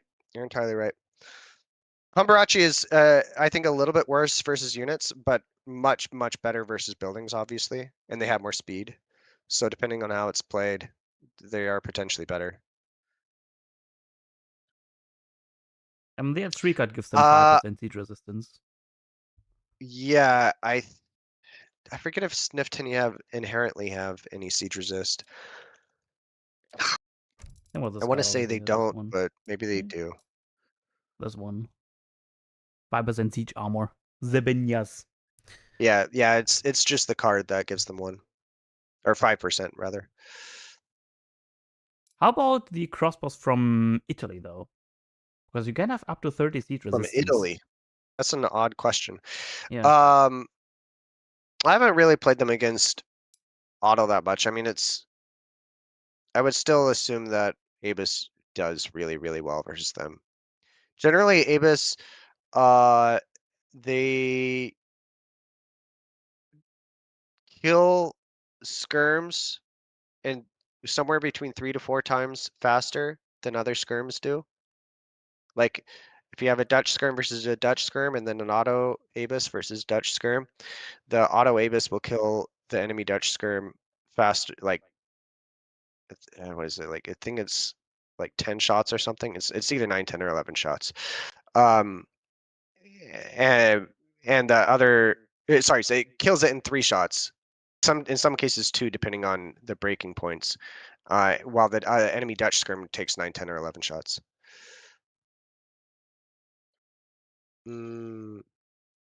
Regarding new patch, guys, I know nothing.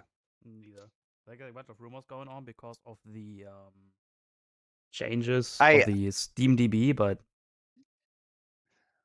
that's all. I don't trust the StreamDB stuff, but I could be wrong. I hope I'm wrong. I'm I just happy don't to be think I am. proven wrong, but I don't feel that they're not gonna achieve another patch. At least as Yeah. long Age of Mythology gets like actively developed. The best that I could logically hope for is that the quality of life improvements they made for Age of Mythology they bring over to AoE 3. That's the best that I realistically hope for. Yeah, maybe they like merge those two games together or something, like they do the A1, AoE2 kind of thing. That So would be there's like odd. less work for like maintaining both games. If that makes sense. Mythological colonial age. Yeah, man. the two forgot my order. Blackbeard. Putting two facts from the bottom. They're just like Pirates of the Caribbean, basically. That'd be awesome, Yeah. actually. That would be so cool. That would be awesome. Pirates of the Caribbean, Age of Empires, Age of Caribbean. I don't know.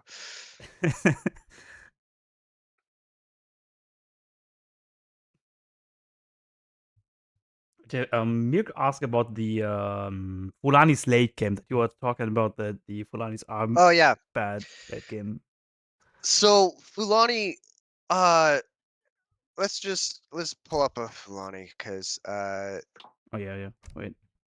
it's a lot better to look at stats than just. I can tell you, my opinion on them. I have seen situations where they are okay. But I've never seen a situation where they're really good. My personal opinion is that they're really bad. First of all, 9 base damage. Remember, base damage matters a lot. Like even if you have like 10 cards that upgrade them, the base damage matters a lot. I get that it's 1.5 rate of fire. And you can get, I believe it's 20 range with cards. I know you can get 25, but then it's 3.0, right? So being that their cost is 70 food, 35 wood, Yeah. and they are kind of I would say they're generally kind of comparable to a skirmisher in Age 2, except more expensive. There's slight advantages and disadvantages compared to a skirm. Like they have, I think, about the same. Let me pull up a skirm, a crossbow. I mean, which is a low comparison, but I think it's viable. The thing about Fulani that makes them strong is their attack animation. Yeah, it's like And attack animation does matter. Like Abyss attack animation is amazing, and that's part of why they're so strong, but it's not the only reason they're so strong. Their stats are insane. 36 base damage that ignores range resist is insane for a skirm. That is really insane. So yes, both things matter. Fulani don't have the stats. They have a really good attack animation. Crossbowman base damage is 16.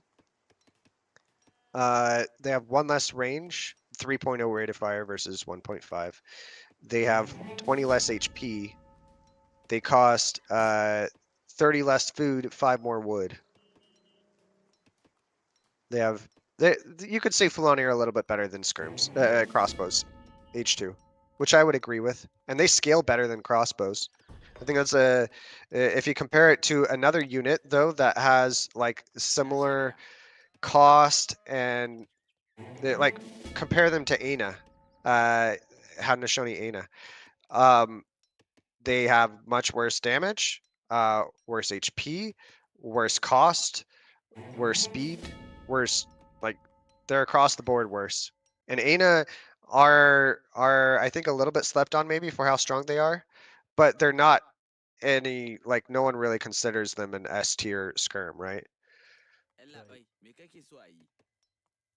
besides the one time where they get like the rate of fire increase the closer they were to the target. That was like pretty good. Yeah. Yeah. That was nerfed if I remember correctly. Yeah, that was Yeah. nerfed.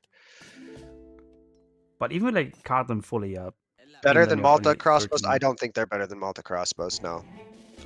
Malta crossbows. Every single card that Malta sends basically gives them plus 2% HP. Yeah. So they end up getting like a crazy amount of HP, and like I know HP isn't all that matters, but they have several cards that affect them. Okay. I guess we could kind of go back. We keep on talking about specifics, team BOs. So it really just is like there's a lot of ways to look at build orders or team combinations, civ combinations. I think part of it is being able to adapt to the enemy.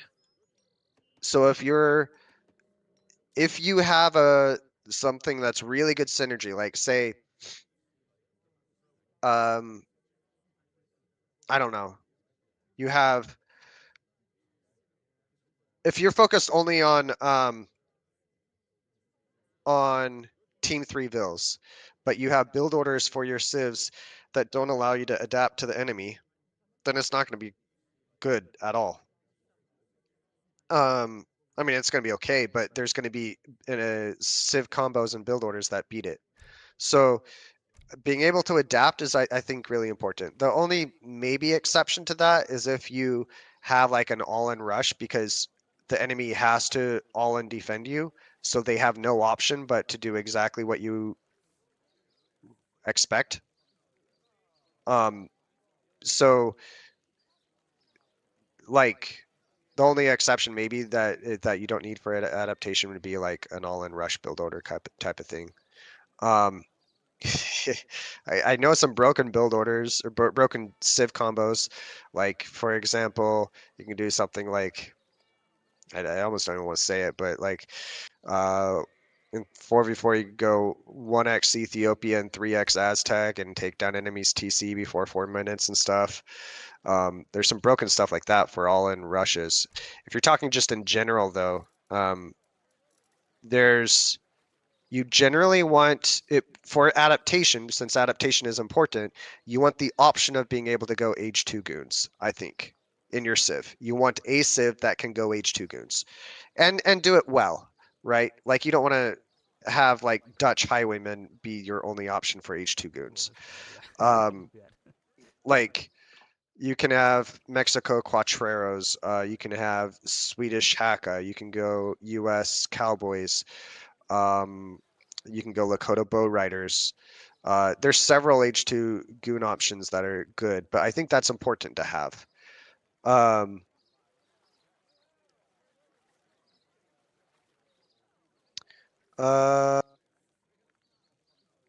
about Musketeers? We know that Scram Goon is the Musketeers. most important combination. I think H2 Musketeers have a place.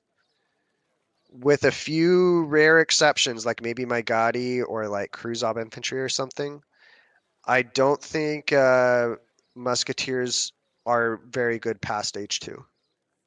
That's partly because skirms are so common, counter infantry rifling is so common, and at least at a high level, players micro well and kite, and musketeers that are kited from skirms never going to be valuable. The only time that musketeers are going to be good, like in H3 or later, is if you have a really good, much better tempo than your enemy. So in order for musketeers to be good, you have to already be ahead. And in that case, it's not necessary for you to use musketeers. Like there's other things that can work well. That's my opinion. So they're only really being used as some sort of defensive option or really aggressive. Yeah, like option for H2, they're siege. very viable. For example, if you have a teammate that goes Mexico and Central America cannons, it's going to be really helpful to have musketeers with them. It's also really helpful to have goons with them because you want goons to be able to chase raiding cav. So yeah, musketeers are have a place for sure, but there's a point when and it I could see like 5 years from now the meta is shifting some where musketeers are more valuable. And the reason why I say that is artillery is so important. Because artillery is so important, there is situations where really good hand infantry can be really strong with that artillery. If you are winning the artillery war and you have enough Kolv out where they cannot make enough Kolv to beat you, and you have hand infantry that is a good hand infantry, neither cav nor goons can get close enough, and you don't have your only option is at that point to have better artillery. Like cav and goons can't get close enough to like rods or insurgents or something that are really that can scale well and are fast and can mop up hand cav or goons. So in that situation, muskets are useful. Muskets artillery is better than it is head to head against hand infantry artillery. Muskets artillery is beats hand infantry artillery. So I could see the meta shifting some to where that is the case, but currently I would say muskets don't have much of a place in the meta. Past stage 2 in general. Going back real quick, Julian, to artillery for African civs and regarding your question about Maigadi.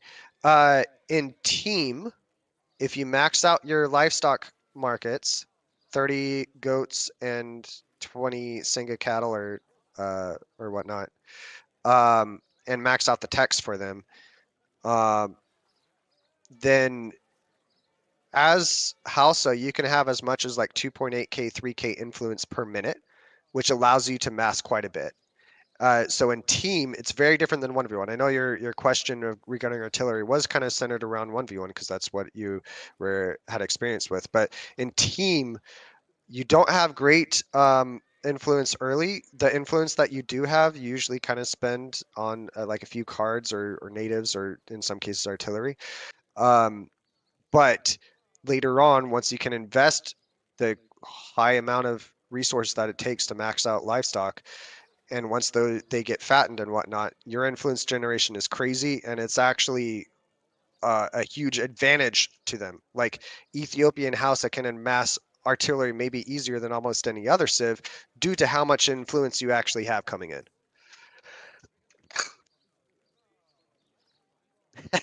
I wasn't actually saying that vividly, but fair enough. Yeah, Julian, late game I can mass like 30 Maigadi per minute pretty easily. Yeah, that's another good reason another reason auto is good, Merrick, is their artillery. I mean, they have one good artillery card, but it's 15% attack and HP, and most civs don't have any cards. France is another exception, but yeah. How to contest water in team games? Good question. In tournaments, I've seen players go triple 2 caravel shipments all at the same time and shut down water. If the enemy has if one of the enemy has a full on water deck and their entire build order is based around it, 6 caravels instantly dropped can completely shut that down. That takes a lot of coordination though. If you're trying to fight water, you can try to make units early. 3 caravels early is fairly common build order in team, where you ship 2 caravels and you make a caravel as soon as you can. Like start building the dock the second you hit H2 and build one instantly. You can get 3 caravels up pretty quickly, and then you can harass the enemy like immediately from the start.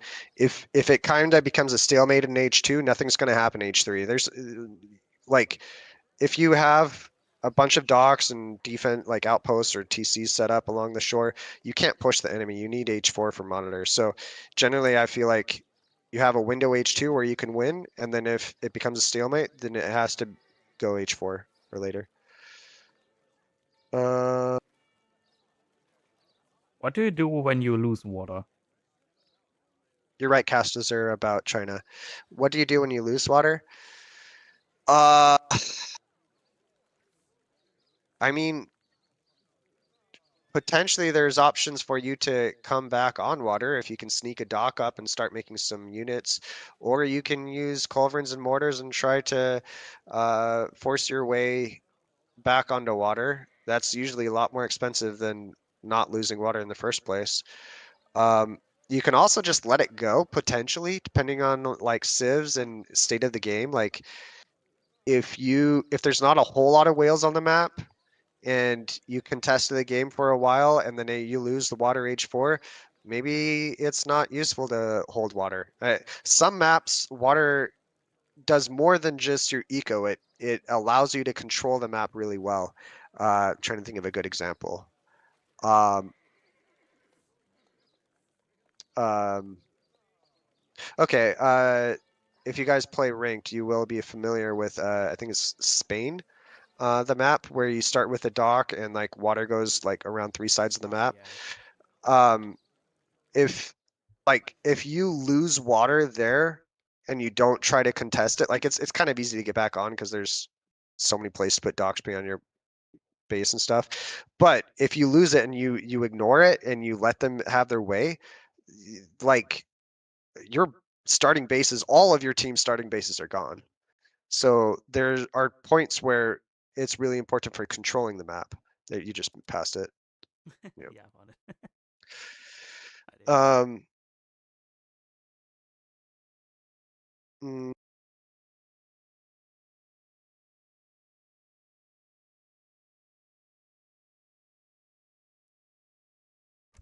And is it sometimes fine to let uh, water go? Because I feel like sometimes it's not always to win water, but to make your opponent invest more water than it's worthwhile. yeah, in some cases, yeah.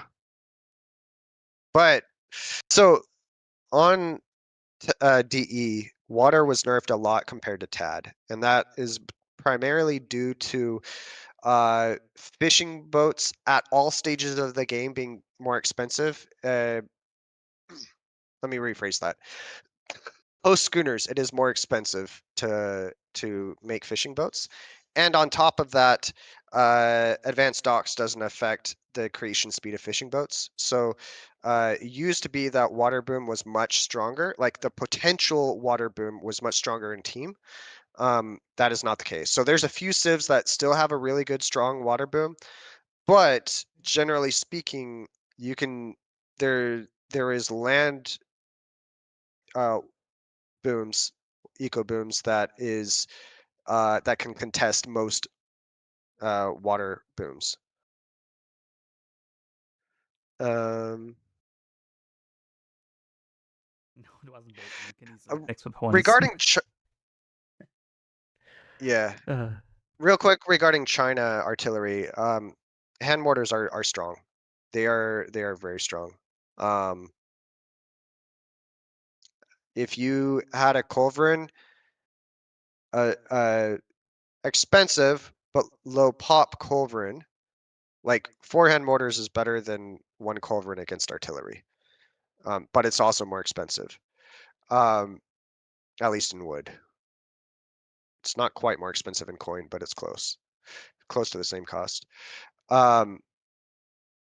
But they are not only good against artillery, they're also good against buildings. So if you had the option of only making culverins at 100 wood, 400 coin, or if you could have like a hand mortar type unit that I think it's 200 wood, 360 coin for 4 hand mortars. Correct me if I'm wrong. I think it's 5090. Someone correct me if I'm wrong. But they are also really good against buildings. So there is seldom going to be a situation where they are not good where they are not useful. If the opponent is good and tries to go artillery. Yeah, flame. The first time I quick throwback cast is regarding flamethrowers. I think the first time I really tried out a flamethrower build order, the enemy had Abus. That wasn't a good combination. Flamethrowers with the with their range resist is what makes them so strong, or not so strong. It's they're one of their greatest strengths, but ignoring the range resist made it terrible matchup. yeah, probably the worst matchup for this kind of build order. Yeah, yeah, for sure. Flamethrowers are low range, so I wouldn't compare them to skirms. They're basically slow, higher damage output, but slower grens. I would say, which speed matters a lot.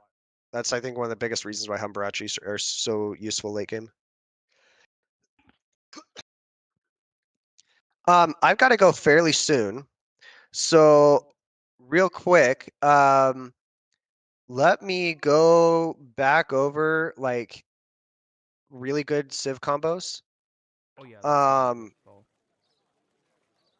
Because I feel like that's something we haven't like it's really hard to narrow down an answer because there is just so many situations. But I would say having in general, I'm not talking about really honed down like going Central America cannons and we have to do, everything is centered around this one thing.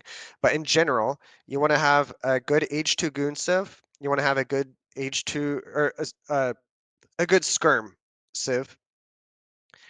And then if it's 3v3, the third civ, you want to have it be able to adapt to what the enemy does. Whether that's if they go double skirm, you go cav, or if they go double cav, you need to go some sort of anti-cav, or maybe they are going double goons for some reason and you want to go skirm. Like you would, I think having a good third civ that has good adaptation ability is useful.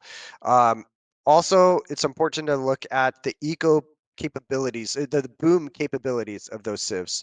So know how strong of an economic boom each civ has available to them, and then uh, try to pick civs that if the enemy has really good eco boom, that you have an answer to it, and if they have really hard rush, you also have an answer. Like adaptability is important, I guess what I'm getting at, and the option of being able to have a good eco boom yourself is, I think, is valuable, really valuable. I would, in general, that's just how I'd say it. Like, and then you can go into the specifics of that. What is okay? You want a civ on your team that has good skirms. Well, Avis has the best, or Otto has the best skirms. You could. There's other options. You could go Brett's Longbow. You could go Yumi. You could go. There's a lot of options, but the best one, the best skirm type option is Avis. That's I think why people often pick Otto in team. Um, Good goon type civ. You could, I mean, Lakota's an option, Mexico's an option, USA's an option. There's all three of those are really good. Sweden is also really, really good. There's other ways you could look at building a civ combination that are less like in general kind of like good options, but like for example, team military shipments or team through villas or like there's other ways you can build good civ combos, but generally speaking, if you have a good skirm civ, a good H2 goon civ, and a good a civ that can adapt well in 3v3, that's going to go a long way. I think another way to look at it is to think about what weakness do my civilization has, for example, Russia, to pick it up, and what civ can complement it very nicely. For example, Russia has like the very difficult time dealing with cavalry, so the obvious answer one of these is Lakota. Oh, it's for another different way to approach that. Side note, I love Poruchik supplement option as Russia because Poruchik and Strelitz complement each other well. But yeah, that is a really good point. That you want to pick civs that complement each other, and I think that's kind of based off of tempo. Russia pretty much has to rush. They fall behind hard if they try to like go H3 and 3 TCs. Like there are so many civs that are gonna out boom them by 10 minutes. Like almost every other civ is going to have a better eco at 10 minutes if they do not make use of their really cheap units and rushing. And the way Russia's eco scales well is training villagers, right? So if you do an FF, you're not training villas while you're aging. Their villagers train much faster and they're a little bit cheaper. And so that's what enables them to do really well. So you want to be aggressive and gradually scale and force the opponent to adapt to you by you being so aggressive. So if you pick Russia and you are trying to rush really hard and you have a Swedish teammate that tries to go 20 torps before he makes anti-cav or something, it's not going to work well. So you want a teammate as Russia that is also aggressive. A Civ that is also aggressive. So yeah, tempo matters a lot. You're right, Nicias. I mean, technically they do have a Vil card. They have the Trade of Mors or Higgs, whatever it's called. Yeah, so they have Wood Trickle H1, which is basically worth 2.5 Vils. Yeah, that's too. You have I like Spice Trade H2. Oh, definitely. Because if you have 20 Vils on food, that is worth more than a 4 Vil shipment because your hunts also last longer.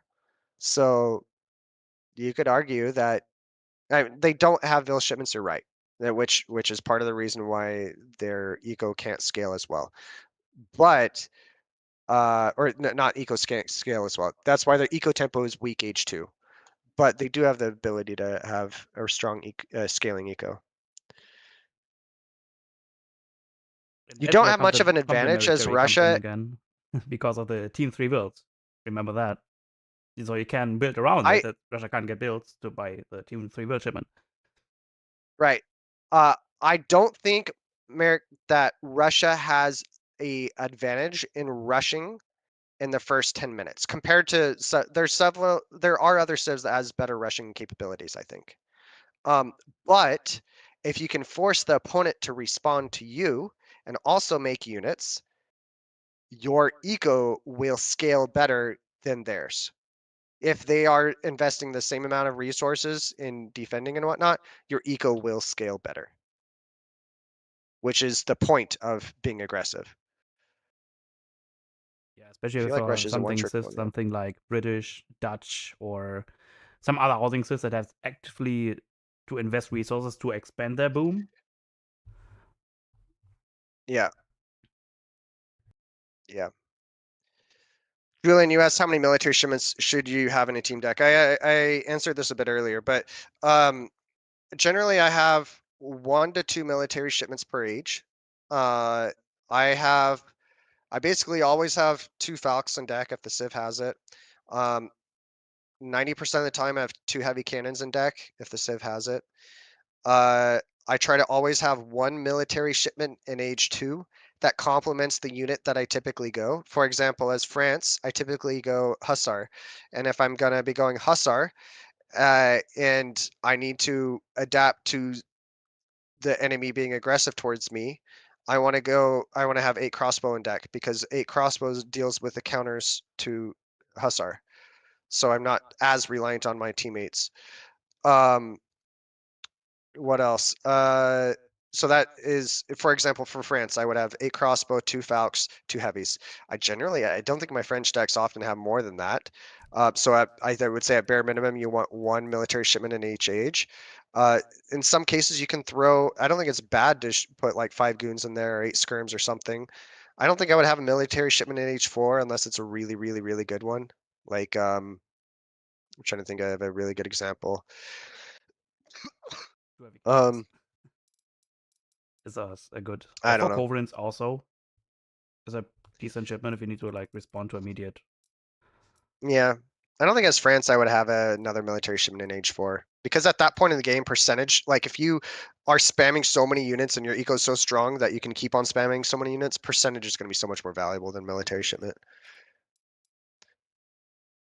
As the game goes on more and more, percentage cards are more valuable than individual unit shipments. So I would generally rather have, if you can fit in deck, I would rather have 2 military shipments in H2 than 2 in H4, for example. Because by that time you're gonna be in a much later stage of the game. Combo my units units out. cards good. What are you referring to, like the Hussar and the Gendarme deck cards, Cursor? Or are you for I'd assume you're not talking about like Chinese cards. Okay. I think in team generally not. Julian, so that's something really important to point out is you want to have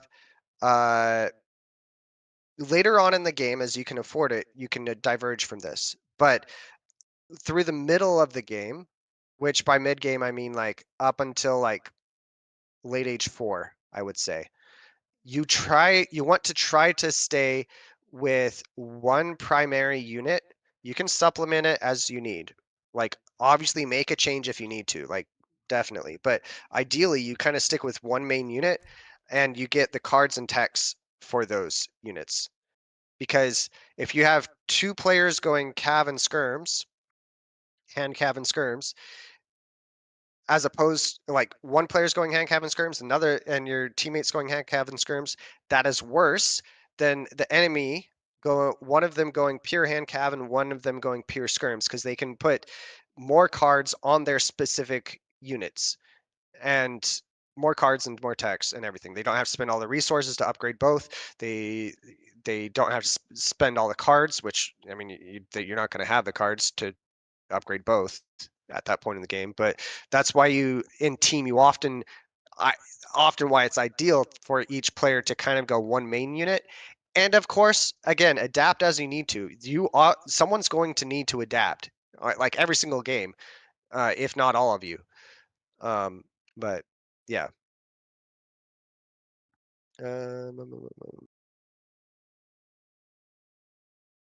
Two Falcon shipment in a 4v4, if you're the only one that have it, it seems so pointless. I disagree, Twisty. Two Falcons, even in 3v3 and 4v4, can be so important. Like, sure, you might lose them in a fight, but and they might not even do a whole lot of damage, but you have to realize the impact it takes on a battle. If an enemy sacrifices 20 skirms and 10 muskets to take down 2 Falcons, oh my gosh, that's pretty much a one battle right away. Even if you lose them pretty quickly, it forces the enemy to either stay away from them or hard commit to a fight. Yeah, and the bugs aren't the only threat, also those units supporting it. Because usually there's be on Yeah, the yeah, account yeah. center, Yeah, the yeah, Minutemen gonna come out, then the supporting team members you also don't want to gonna come have. out. Yeah, exactly. You don't want to have 2 Falcons sitting by themselves, but if you have supporting units near them, sure, yeah, 2 Falcons are amazing. Sorry, that you're right. That in my mind that was automatic, but it shouldn't have been. Yeah, it might not be always sort of the other like audience. Do you use native shipments in Age 4 or Mercs cards? Generally, I don't use native shipments in Age 4. Team native shipments can be good. Like Lakota's Team 8 Cheyenne or Team 10 Cree is solid. Or Cav. Wait. What was the question? Mercs cards. There's a few civs that can go Mercs well, like Sweden, Germany, Dutch. Generally, you don't want to use military shipments though.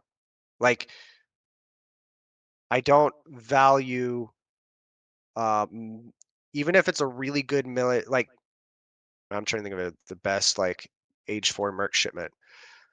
3 little bombards in Age 4. I don't value that shipment. Not for, what is it, 2k coin? Yeah, pricey. Yeah. Only I wouldn't have you Jaeger. So my I wouldn't have Jaeger shipments, Julian, as Germany, but I would have Merc upgrades. Like as Germany, you can have the church card. I wouldn't use the church card right away, but you can have cheaper mercs with that. You can what is it, 15% attack and HP on mercs, and also the card that allows you to train different mercs from taverns. Yeah. And I think another big downside on shipping mercenaries is that you have to do the very big upfront cost. Because first you have to pay the coin for it, and then it takes a whole minute for this card to arrive. Yeah, yeah. They arrive slowly. I've got to get going. I've got so many things going on. I'm happy to chat with you. Like, once a week or every 2 weeks or Sure, we can do something. them often. Yes. Sure, I'm Yeah. up for it. Any last things before I go? I'm just happy to have you around. I think the entire community is happy to have you around still. I appreciate that. All right, no one's saying anything. All right, I'll catch you guys later. Yeah, good chatting with you, Nicias. Yeah, same too. Don't do too much. Stay healthy. Not sure that's possible. Catch you later. Get you later. Bye.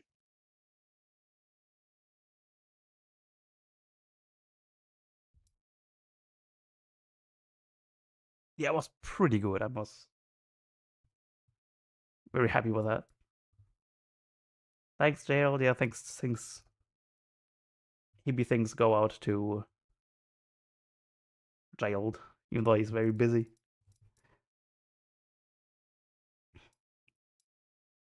Me too.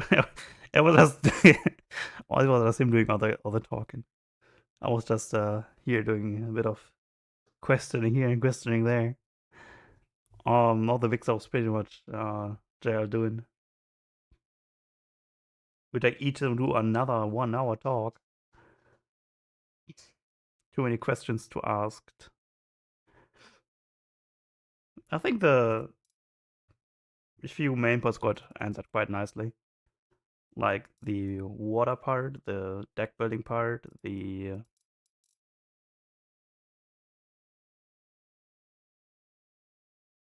combination part.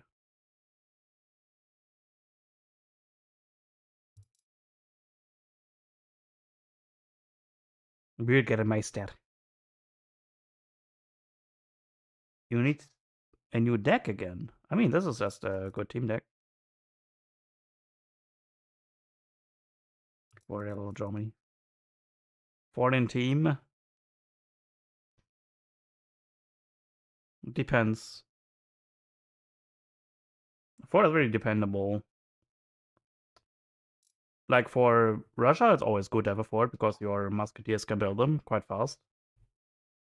Because if you send the fort card, if you can afford it, it's also building up the add a build limit to that, so you could make up to 2 forts. But I don't have it in my deck because I don't like this playstyle kind of thing. But if you put them down in key locations, for example, between like 2 coin mines and 2 Huns, that's good. But the vast majority of the time, the fort is just going to sit down in your base and doesn't really protect anything. That's when it's not really that good.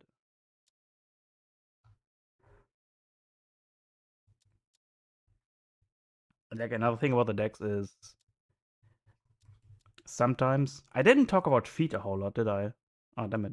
Okay, so it's a topic for another time. We could talk about like feet stuff. Sling up your opponent, your opponent, yeah. Sling up your teammates, because that's like another whole different thing that it's not really seen much nowadays. And I'm not sure how good it is. Feet, yeah. Feet and weird, but okay. Each their own. Slinging your teammate. You are giving reasons to your teammate. That's what I'm talking about, not like foot. I mean, if you're into that kind of thing, feel free to like. I'm not against it,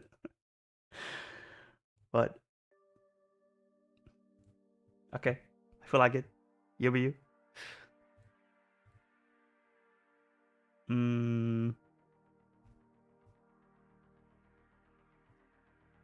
But like, I think if you are like newer to the game, the best thing to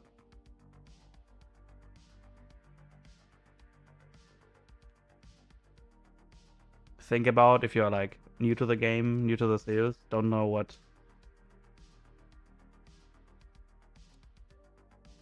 kind of harmonizes very nicely together.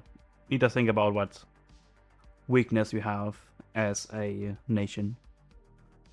as I said earlier, the Russians being very weak to anti-cavalry until the Third Age, where they get their cav artisan. Their supplement is gonna be Lakota, because not only you have weak anti-cavalry early on, but you also have Team Furrier, which is gonna harmonize very nicely together with Lakota, because most of the Vita's gonna be on food too, and they have Team Spice trade, so you're kind of boosting up the... You kind of double dipping here, because also vast majority of the villagers of Russia are gonna be on food too, and you're gonna boost up both of these. So you're gonna have insane food gather rate.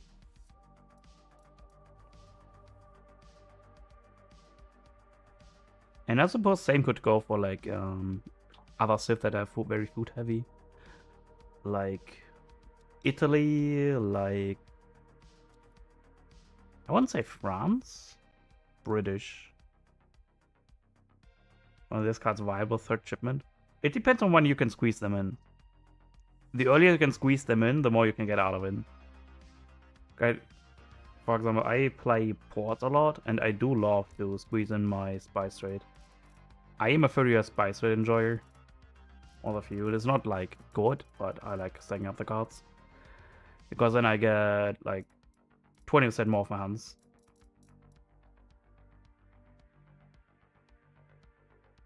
It depends how many votes you have on food. Because if you have 20 villagers on food, this is gonna be a 4-vil shipment.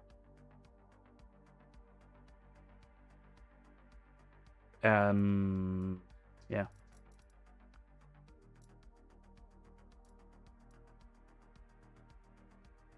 And refrigeration can be very big if you are about to make a transition to a mills.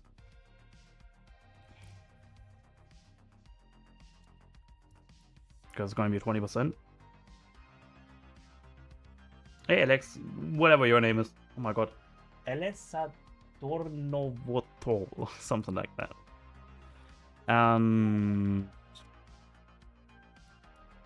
Yeah, it depends on how many words you have on a specific resource.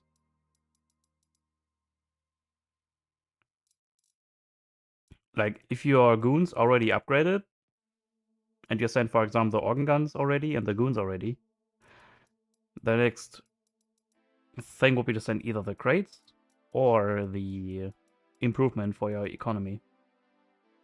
Like, if your military is already upgraded as much as it can be, and you've already sent the crates card, it's kind of obvious what to go for. Like, do I have more wits on food or do you have more wits on coin? But if you didn't send the crates yet, then you have to look at your will count. Like, if you have something like 60 villagers on food, not gonna be a thing, but then obviously refrigeration gonna be much better than 1,000 wood. But if you're gonna need a lot of infrastructure or about to make a transition, then the 1,000 wood gonna be much more impactful. Or 1,000 coin.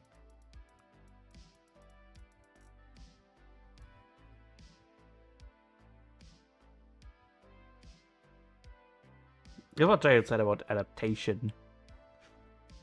Nice word. Like, if you have to be aggressive, you need to send unit shipments. But if you can get away with it, then you can send spice trade. Because if I go for this kind of thing with ports, you go up the quartermaster and you only gather food and coin in the transition time. So you can kind of squeeze in spice trade and then into 700 coin. If you go for like one batch of Hassa Semi, you can squeeze out this one instead of 700 wood.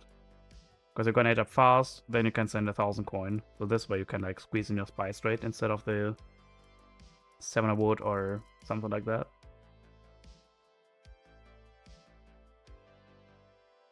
Because then when you go to the stage of the game at like 25 minutes, then spice is obviously not gonna be effective.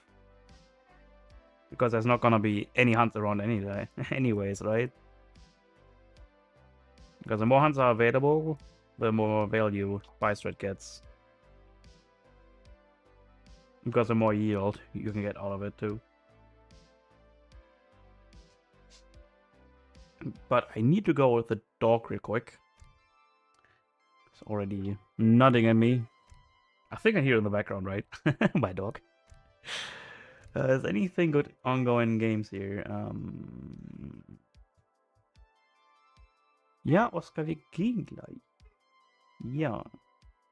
Ja.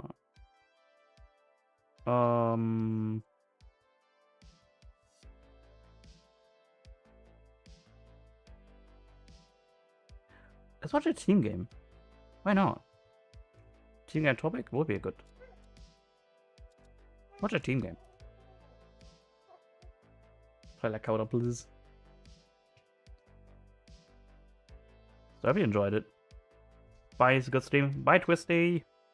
Don't twist too much. So I have to go up with the dog real quick. King Hardy. I hardly know her. King Tauro too. Wasn't the tournament? On Yukon. Alright, so let me mute, block the camera. Who do you want to watch, by the way? I think France, eh? Yeah, I think so. Let's watch King Tauro. Alright, so I'm gonna go with the doggy and yeah, soon.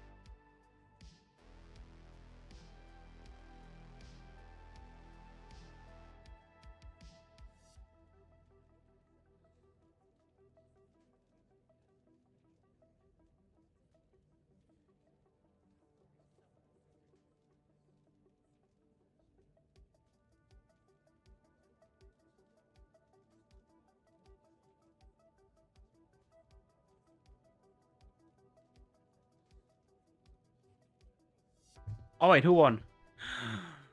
Our King Tara didn't win. What happened? Did he got hacked like to death? Or what?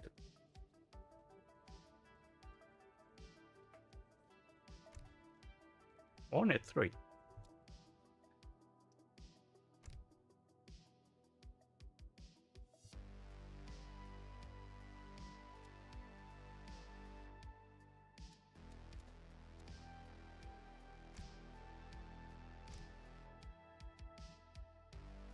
Kind of over the map. Ooh, longbows.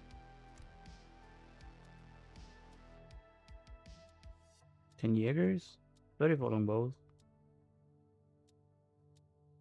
Not that many hackers around. 4.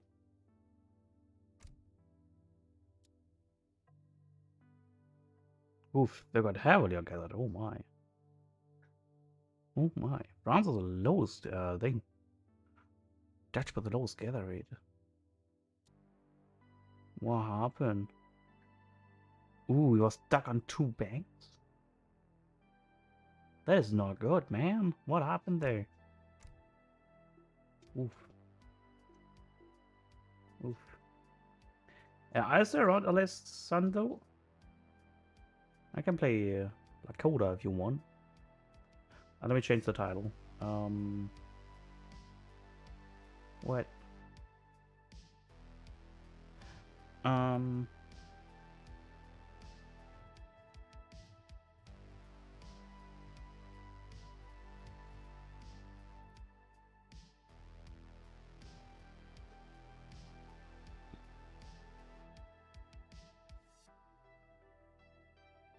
Before they ask if they missed it.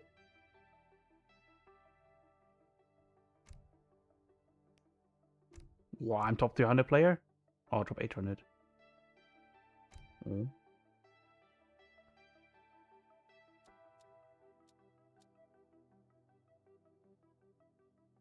Dogo's also a big pro? Yeah, he definitely is.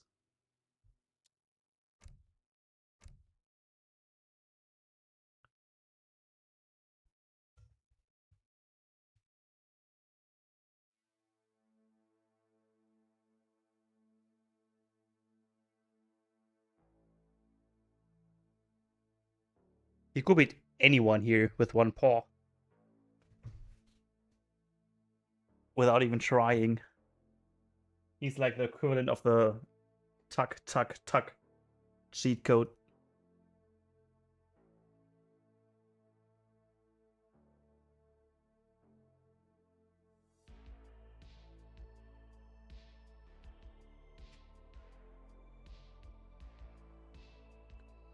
For sure.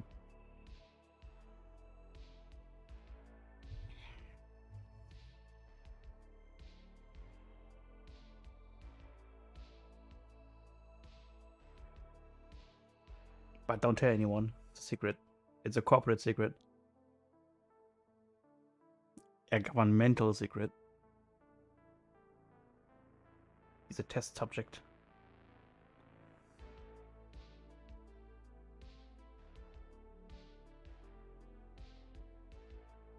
The first prototype.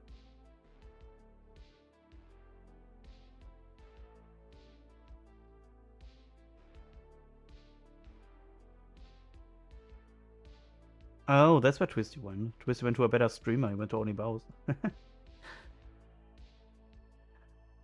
I can't say no to like Jake and Frontline playing though. I wouldn't.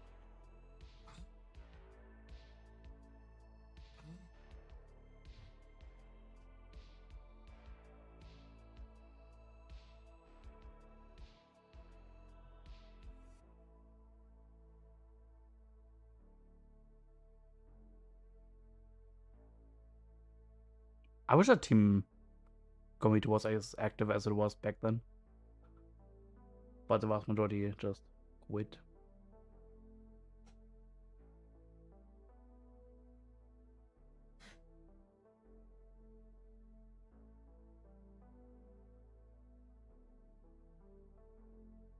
I think the skill setting Not as high as it used to. In teams at least.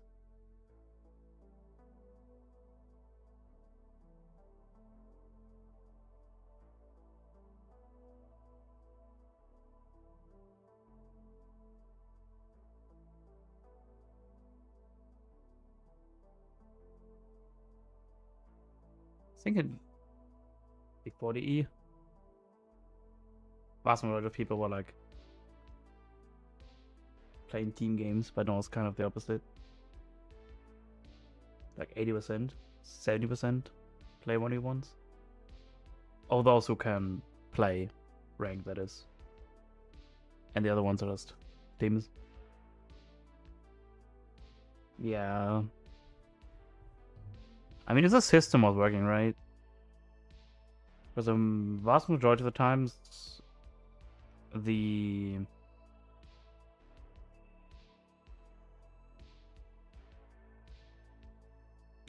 times when you found a game on teams were out of sync, it was like 50-60%. They wouldn't load up.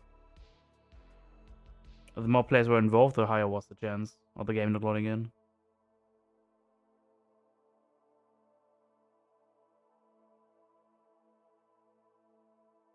I mean, ranked lobbies is not great. It's not a great system.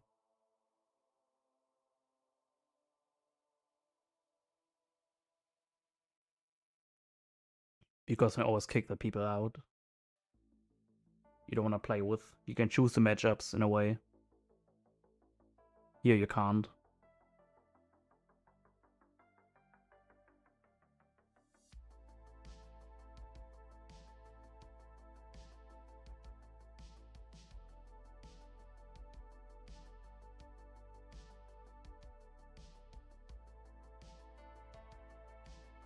But the quick start was also available in the old one, but it just never got used because there was a better alternative.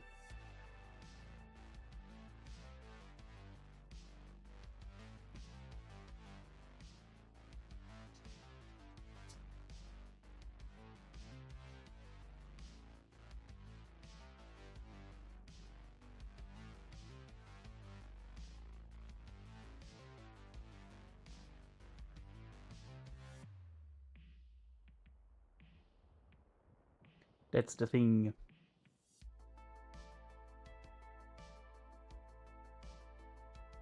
And the games actually launched there. Here they aren't. Or weren't. High possibility someone was like either connection lost or like out of sync or something along the lines. I think it's not as much as it used to be.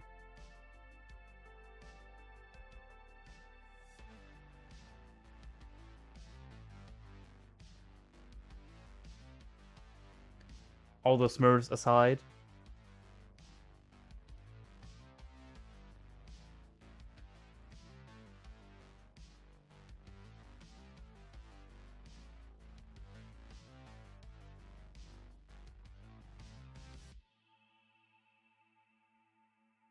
The cheese boost thing that happened.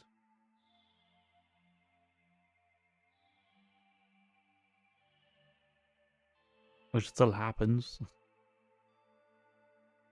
Where they get like a new account and they get deliberately one with like very low elo. So the average elo is like lower than the skill is displaying.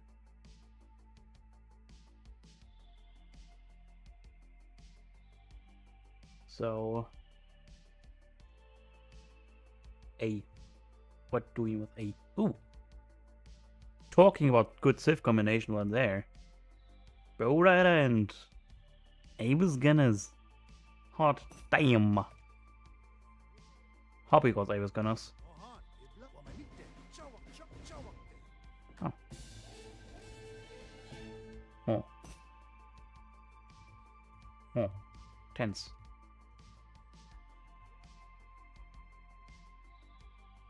What are you dying though? What? It's 15. Was that even match? Wow, so intense.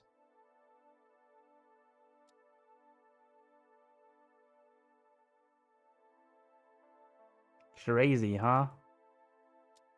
Look at that.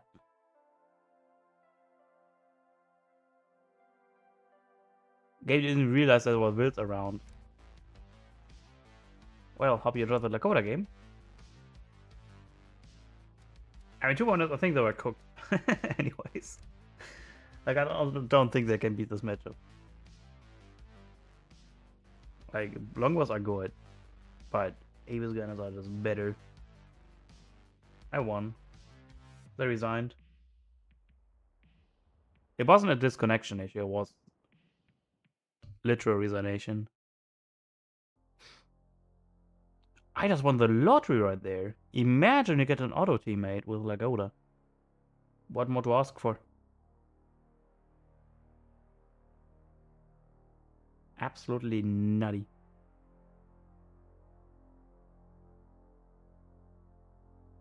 I think these are the same opponents, right? Do we get Japan?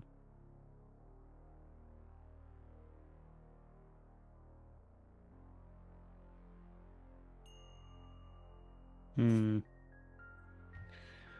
think it's gonna be the lame.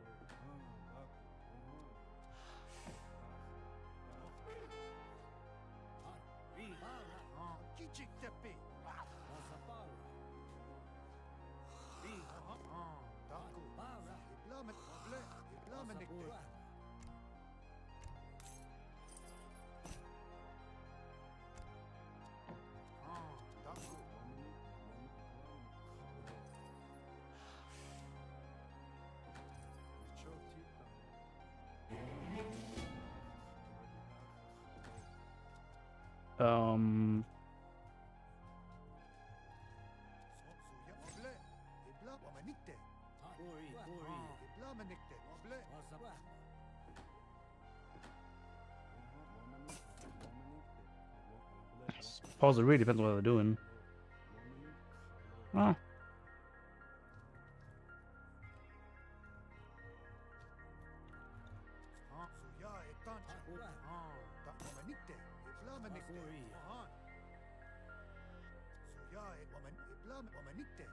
that's a pretty good treasure, not gonna lie.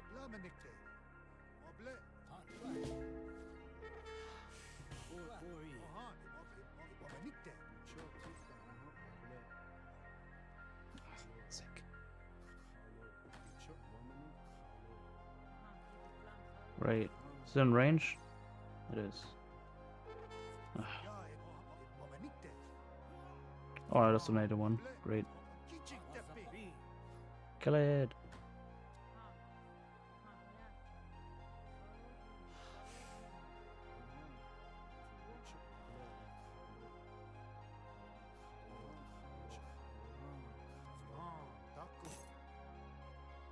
So this god's not gonna live for long.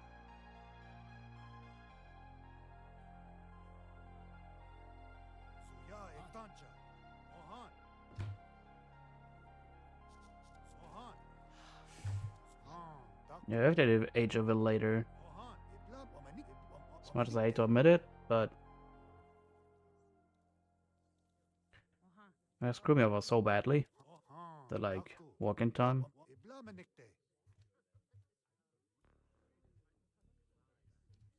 I go Caroline.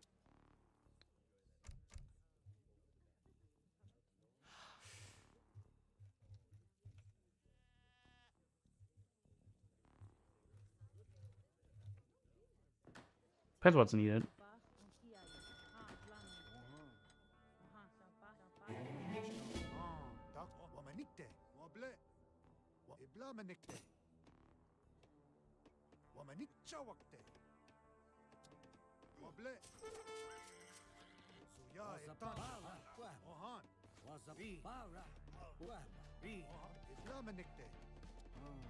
All right.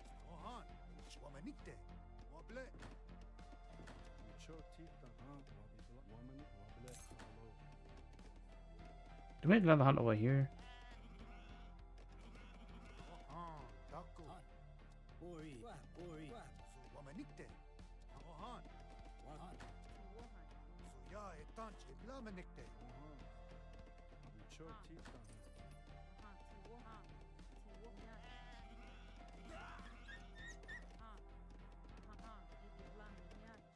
I was about to say, there was another hunt here.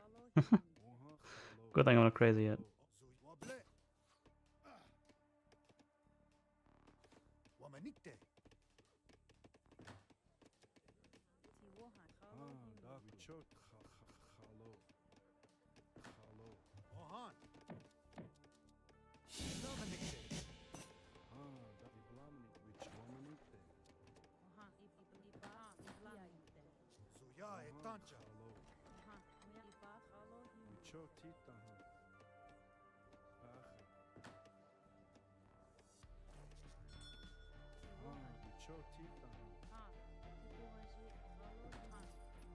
Hmm.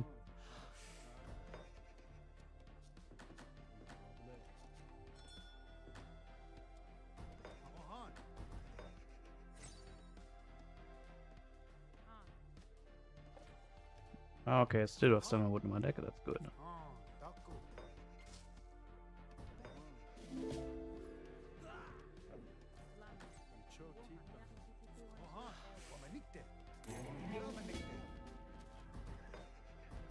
Let's use that wood then for some upgrades.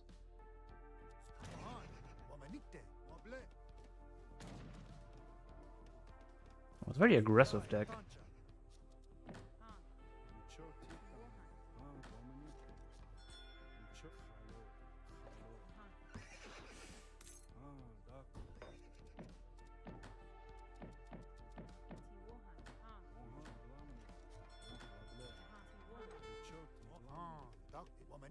Oh shoot.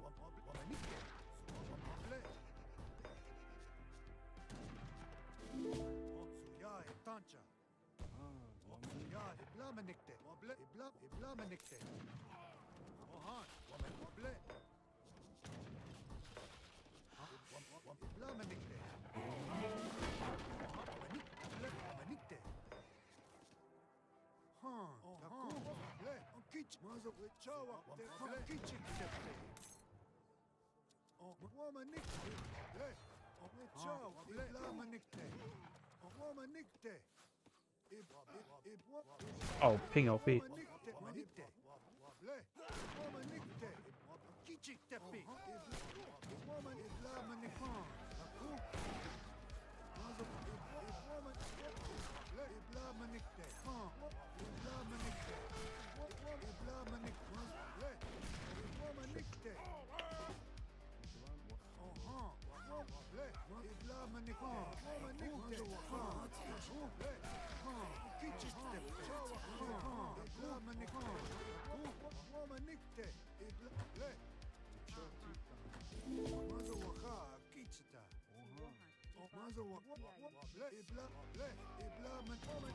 It's doing a nice job defending.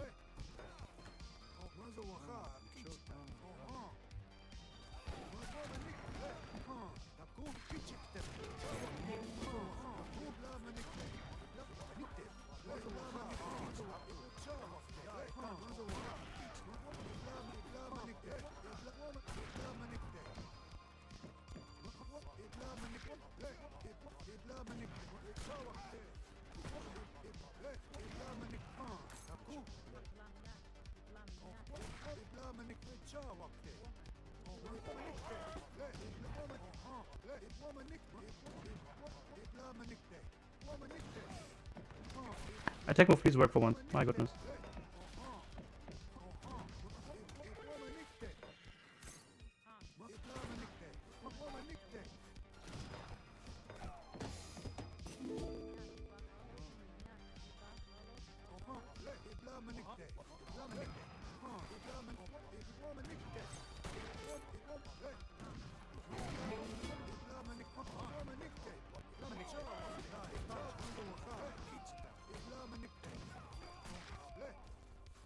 Since buy straight first.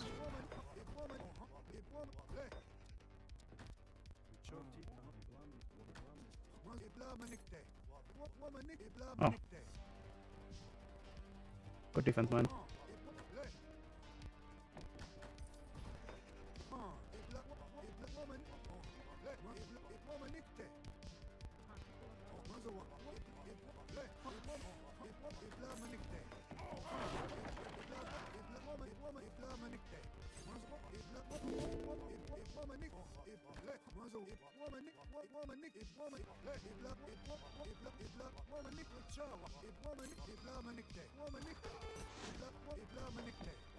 Oh. Good call.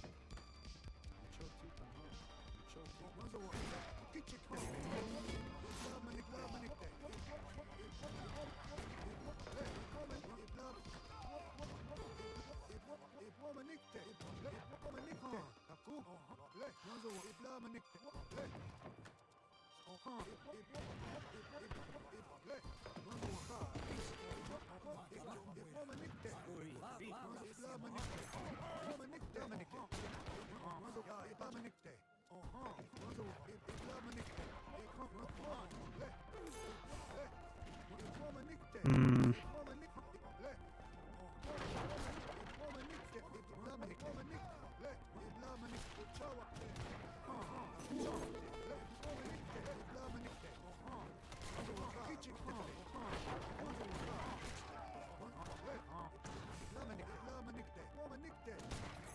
You're fighting on TPs.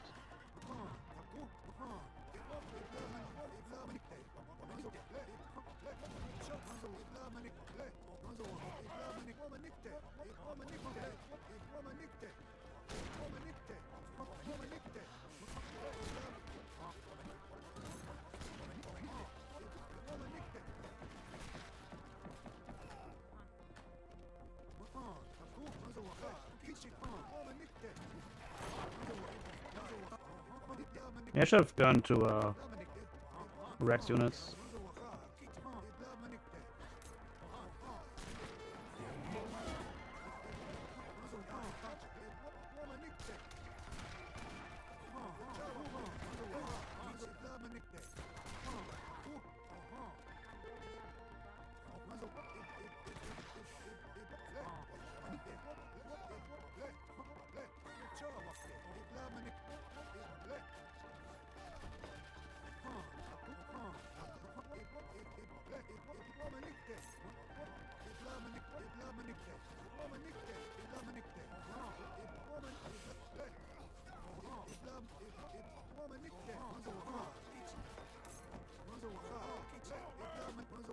Hmm.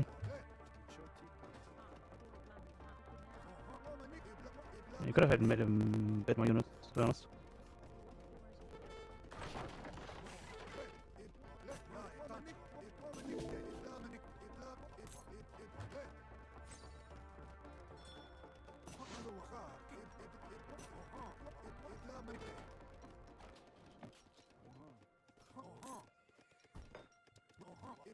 That's pretty much all we need right now.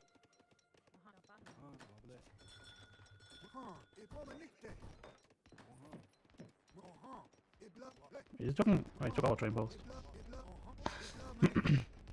I think we made a few more Yumis, right?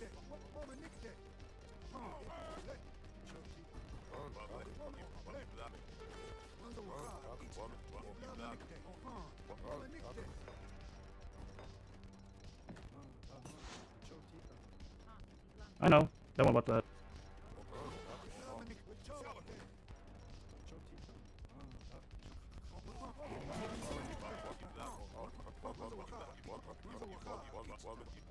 I think I actually got us though.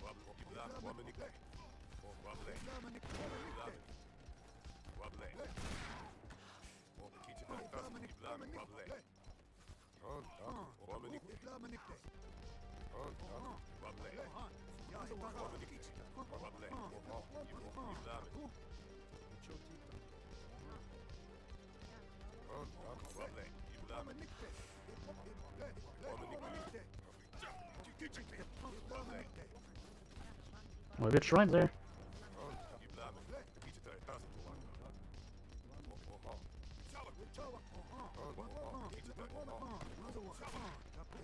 Why are you training with train post, man? I need that. Not that wood income.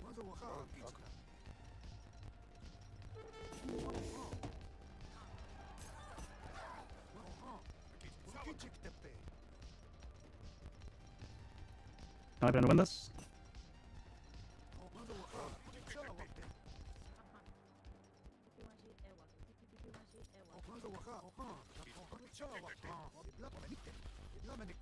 No, you're trying. They might train those health much. I need that.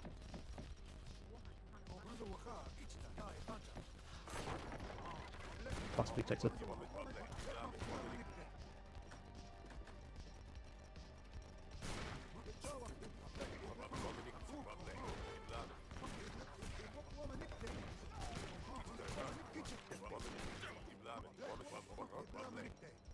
They're both free now.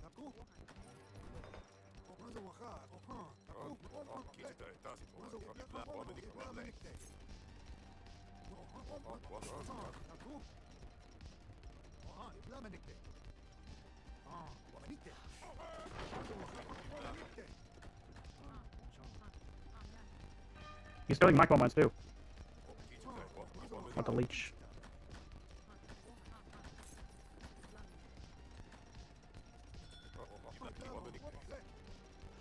Oh, they're over there.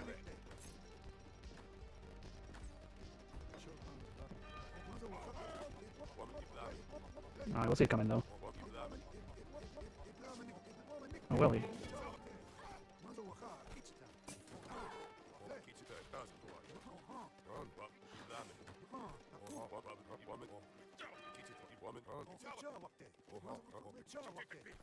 Come on, kill it. Fuck yes.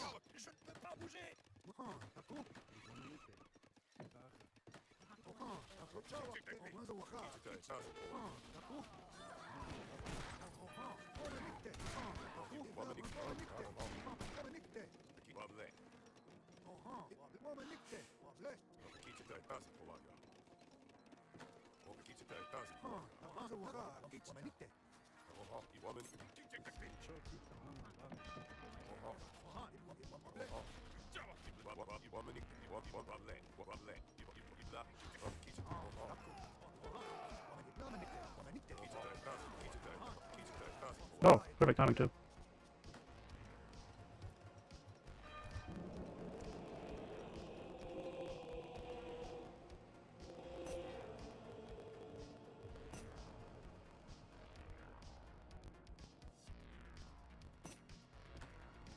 Not enough units out early.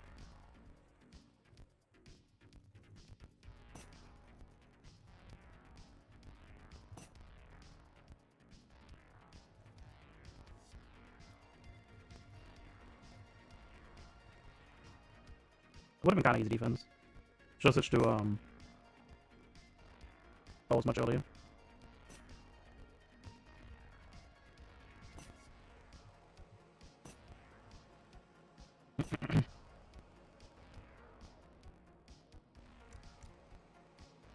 Oh, 16. That was his first military out. 540. Yeah. He both are kind of slow, not gonna lie. I should have stayed a bit earlier. I think I was a bit too greedy with the train posts.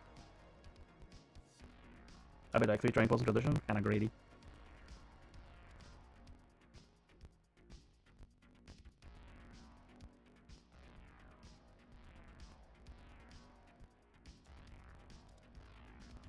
Yeah, that shows. Make sure 5 points being under pressure. What does he have? He does have a unit shipment. Like, went for the thing, with this thing there. What was this card order, I wonder? Because I feel like with like 5 balls trained, 5 balls shipped, and the regulars, would have been like an easy hold. I'm very curious what he did there. So these pikes are very weak. Like, very, very weak. What did he do?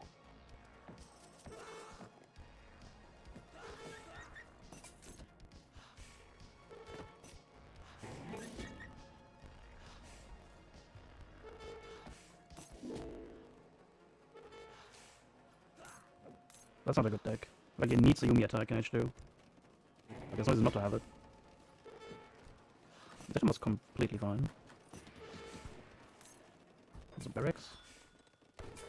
Let's see Fetch and Q immediately. No, because it was housed. Regulars. It doesn't do anything though. Like, it just one shot the musketeers then, I guess. Wait, not even. Like, it doesn't do anything here, the regulars. What is it doing? Like, 5 units instead would have been amazing.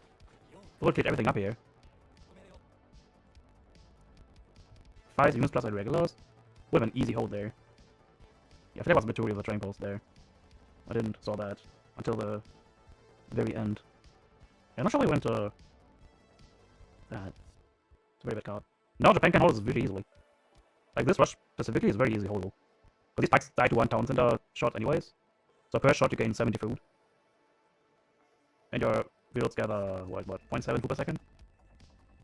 That is not a loss. You still gain resource by killing those into 1 shot. And the Yumis then focus on the musketeers. I think this card is very bad. It does not give anything you. You still 1-shot these guys, and you still 2-shot these guys. Like, doesn't any breakpoints. Put him in 5 Yumis.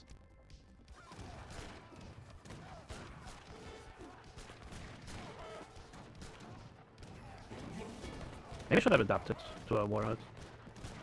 Because I got like 7 wood waiting around, not being used for a long time.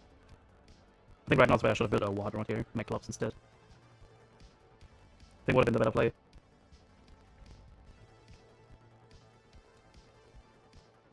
He's completely idled. He's not sending for ability. Mistakes have been made. He sent 1 Yumi. He met it 1 time.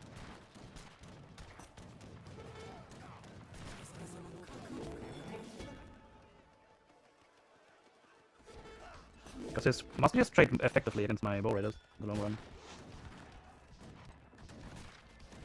Look at that. Still 2-shot. This top wasn't worthless to him. No, since 5 Yumis again. Yeah, I think that was way too greedy. So was I. Both makes mistakes, but I wasn't blaming myself, others for the loss. People who tend to like blame others for mistakes tend to not see their wrongdoing.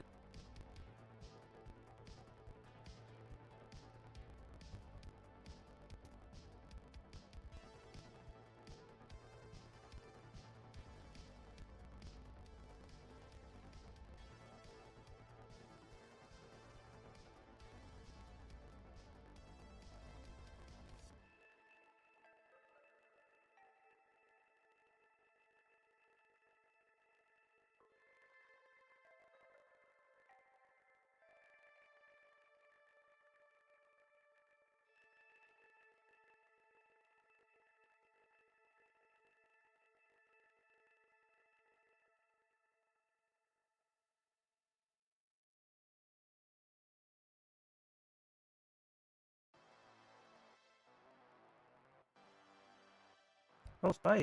Oh, sure. I won't say no to that.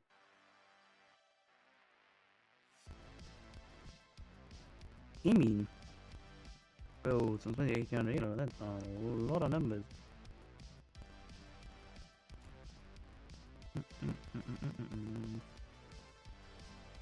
Have it.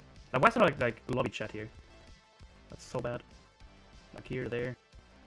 So much unused space on left and right. Lobby chat here. On the right, I don't know. Anything.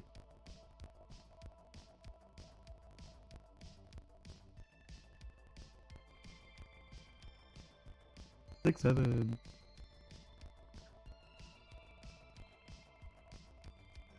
They want you to snipe a high elo guy again? What should I play though?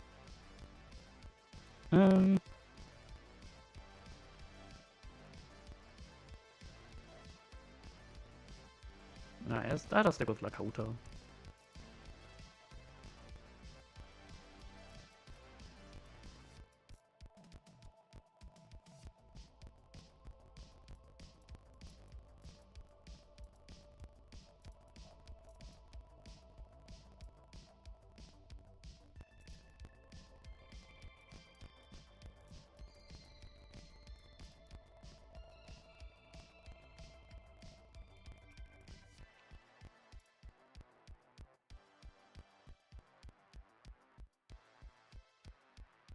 Oh, this gets in the snare bag. Worthless card though.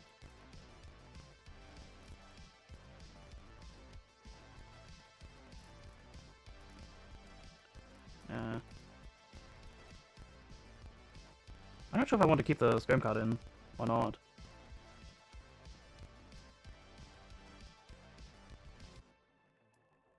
Decisions. Gaza.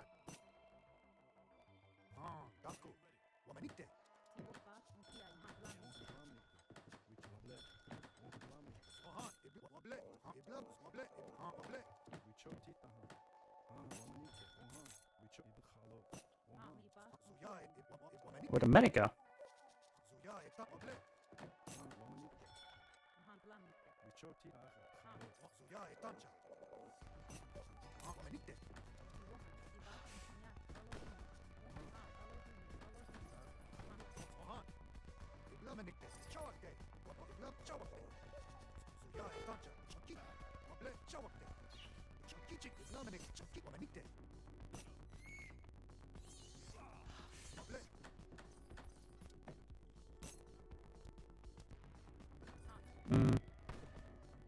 I think a TP is better.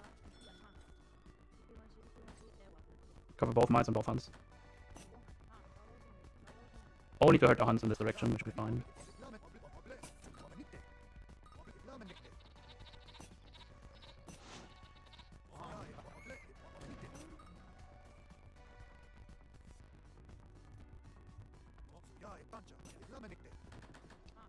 No, I'm streaming then.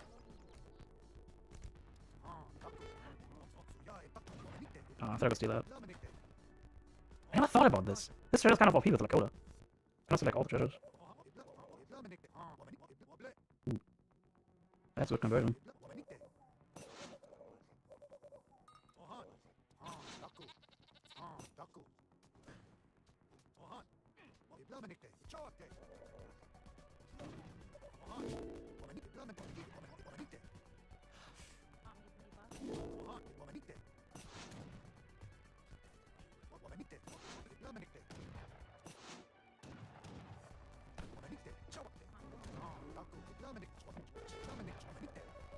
Okay, as long as there's no one around, let's go to the wood.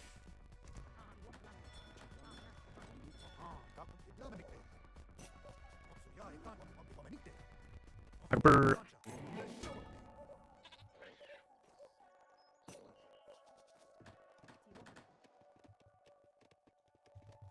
Axe it is.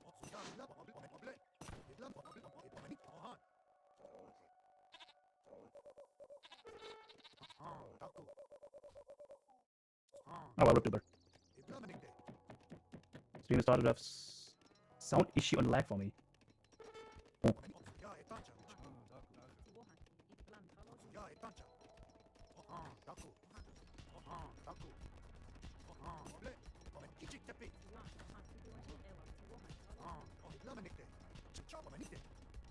I could have sent Steam Spice straight, but I think Southern Corners. What are they doing? The hell?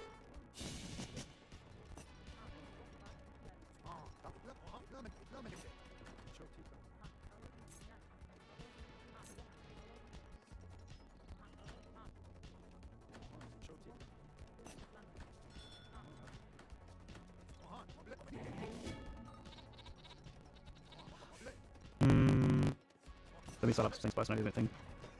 All the good stuff. Go to America. Ah, that's why I meant by rolling to America. What are they talking about?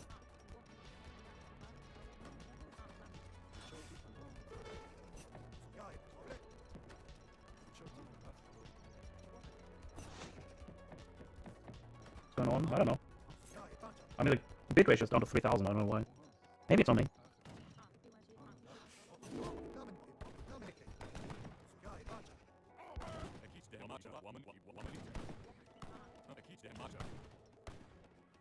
I don't know.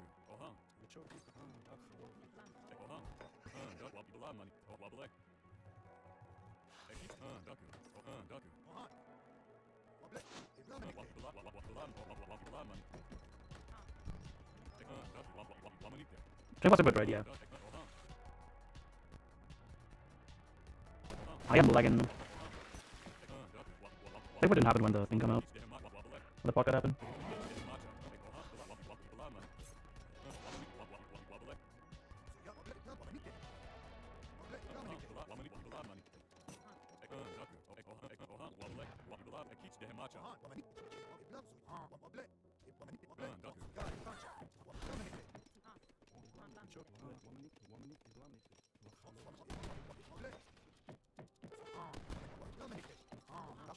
Should get this one soon.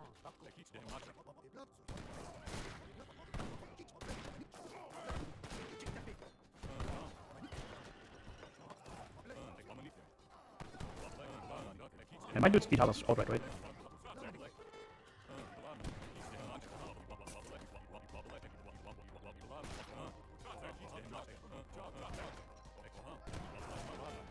Dude, extracting value, my god. Come on. I just went straight.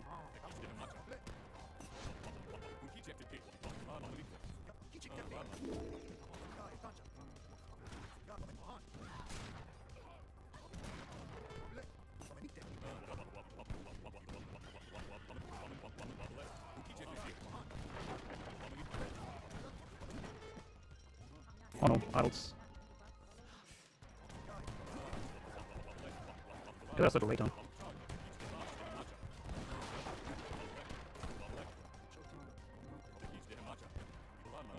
No escape from me!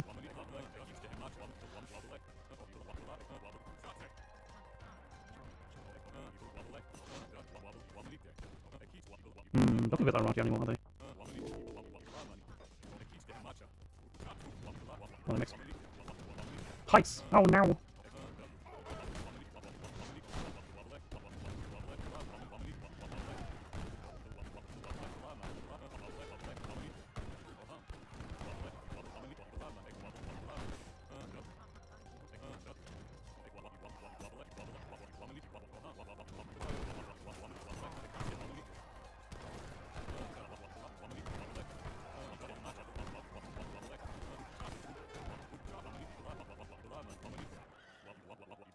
Oh, I feel so smart and so good.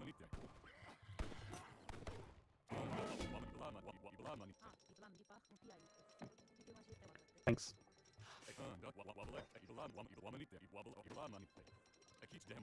Okay, so it's H now.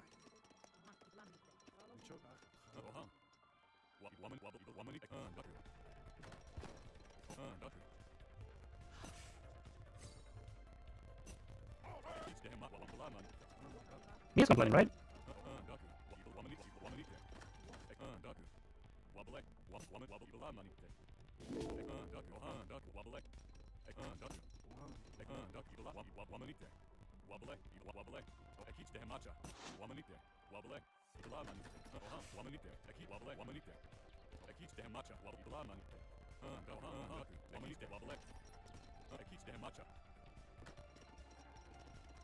Yeah, fast away.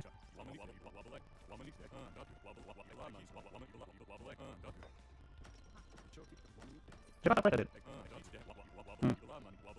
Where's Bros Eco at?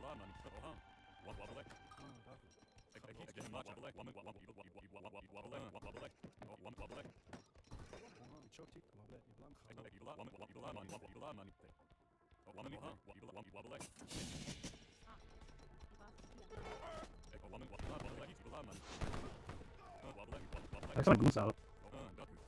That's all hussars.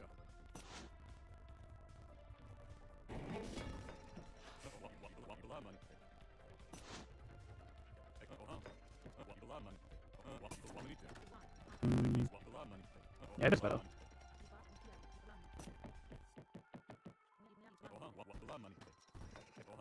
So you.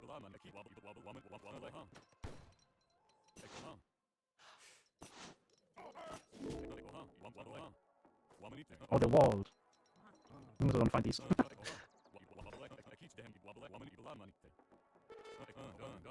Another from these. I think there's so many hackers around.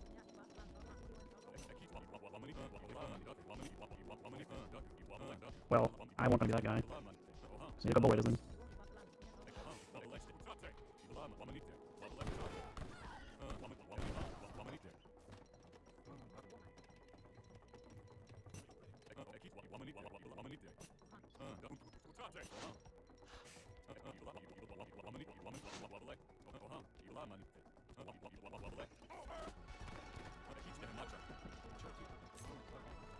I couldn't build this thing there.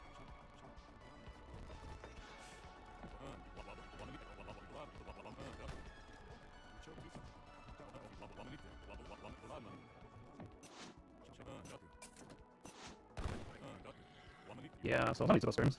My screen's kind of dog shit.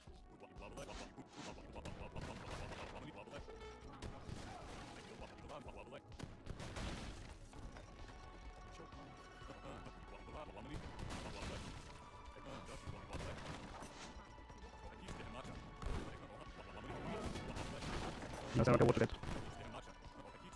Checkers are there. So I guess I'll go for right then.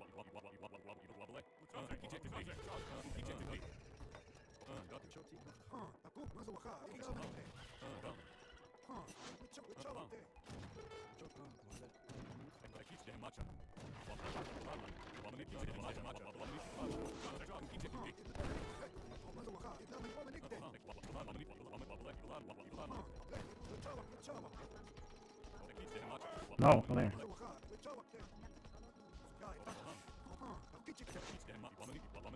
Did I make a secondary,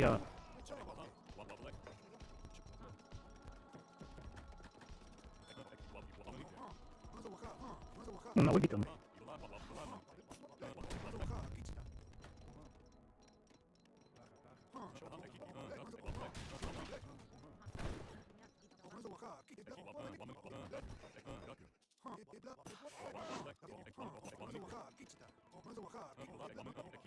Gotta be very cautious.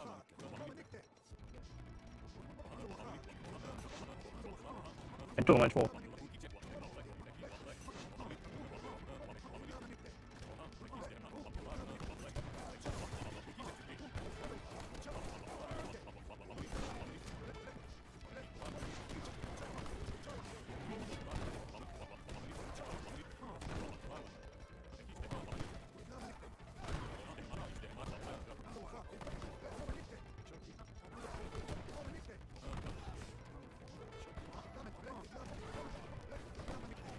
That's bad.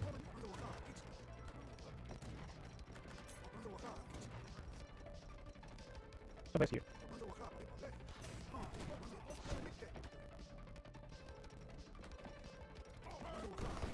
I'm stopping back to you. Just laser. That's good. Might as well use the technology, right?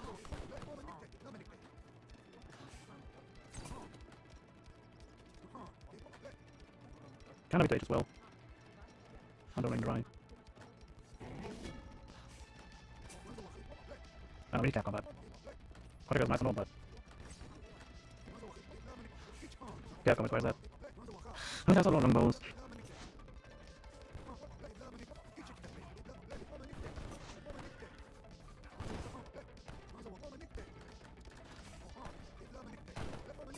In the right position, even if it's 5. So I guess I'm the one lagging behind right now, eh? I got 4 myself.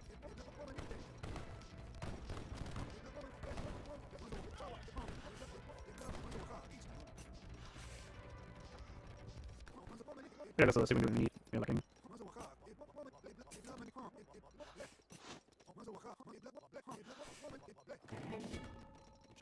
Where's even going with this map?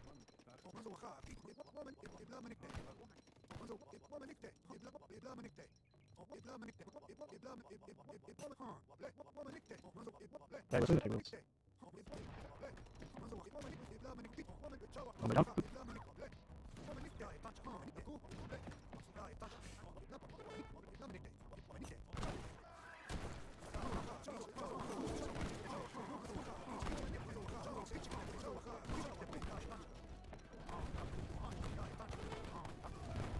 That's a bit of a try for us, but no man, I'm feeling it.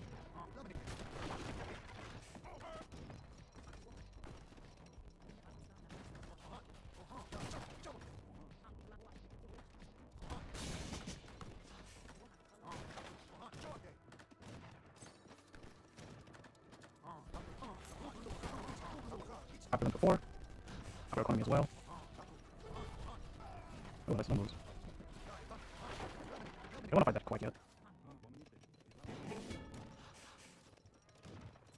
What is that one's quite solid?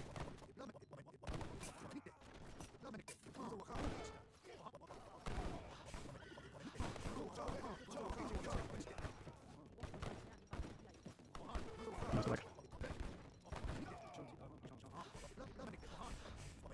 Bit outnumbered there.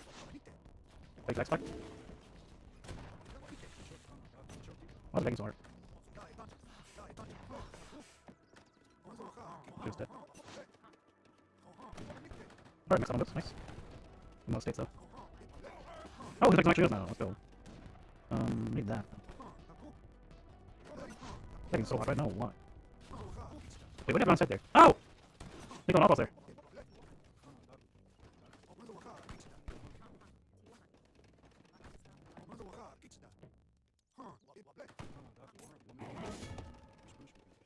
Let's go for this first.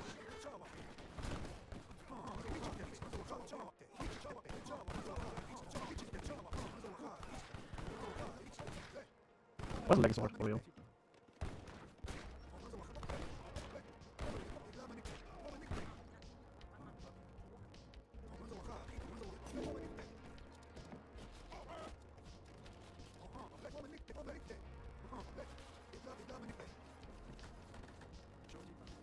That's kind of great. It was a leg sword. I don't know. Maybe everything seems to be lagging here. The connection same as the PC. Game on. I can build 18.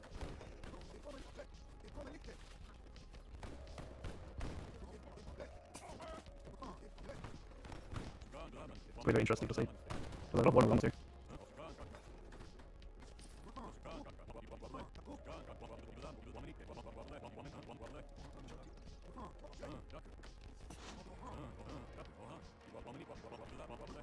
I think I got another 8 to come in, but I get a little third.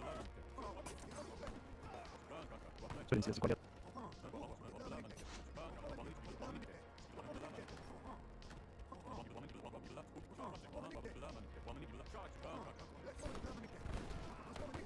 Okay, seriously need some strength though. And walls.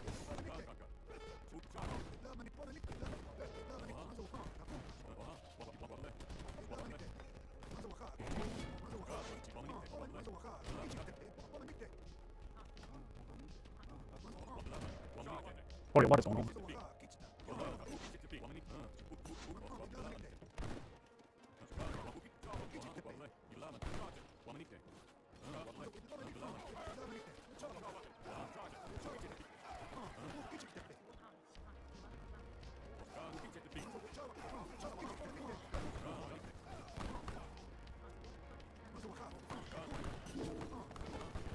We'll go back. Go 5, I guess. Some extra turns, please. 6 idols.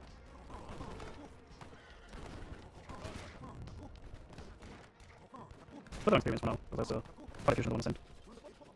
Where's Lulu now? Fighting with a zillion of water. Wait, I tried. You kind of a lot of experience on that shit today. When am I getting any experience, by the way?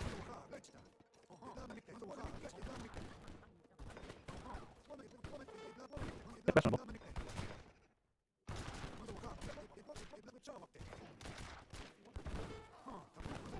Can we get another card?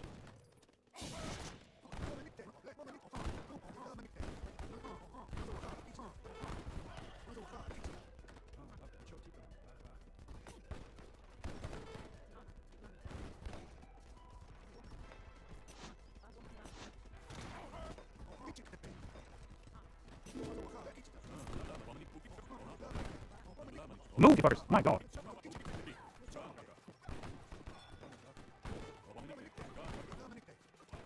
Everybody these guys shell attack, needs to go back immediately.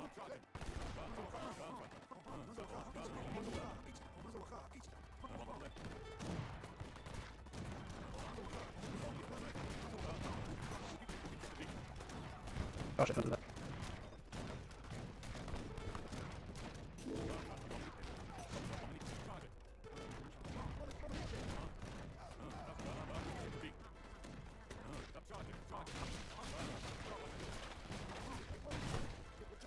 I kind of doing work down there, huh?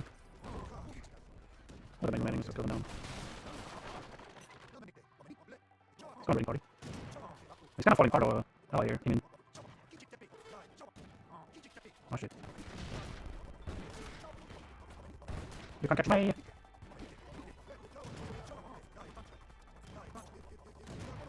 Oh shit. Okay. Guess I can't trade anymore. I think I traded nicely.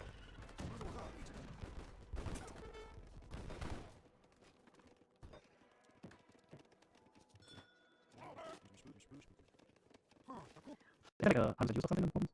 Oh really? I'm not sure why the leggings so hard. That's so bad, it's so hard.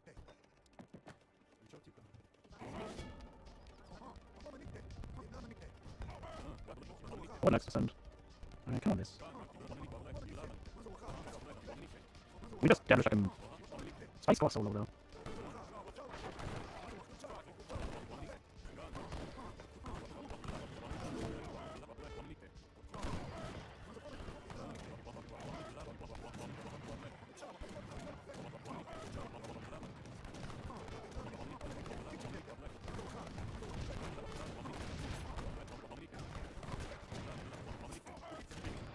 We need a base one here.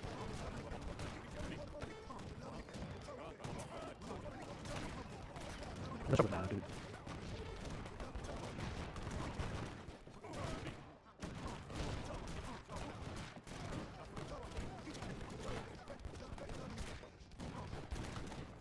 What else am I gonna do?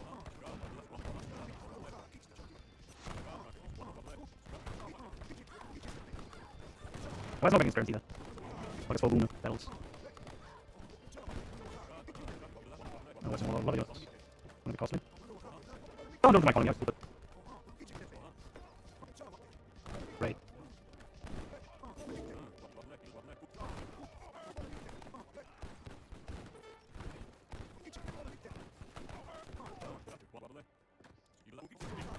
No, I'm not sure I can't tell you. Can't tell you why.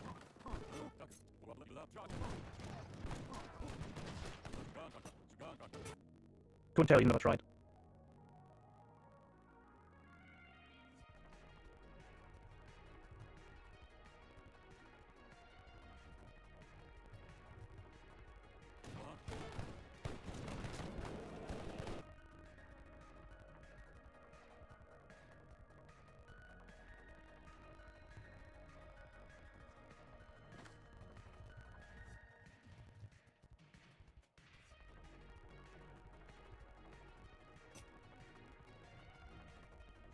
Yep, that's bit rate.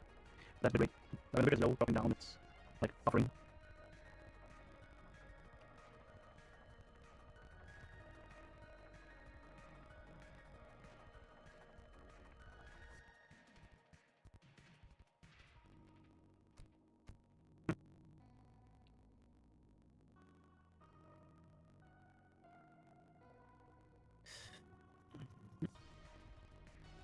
So what's the end here then? 49. Because it was like continuing to tank like that. But every time I played was like Spire, I lost.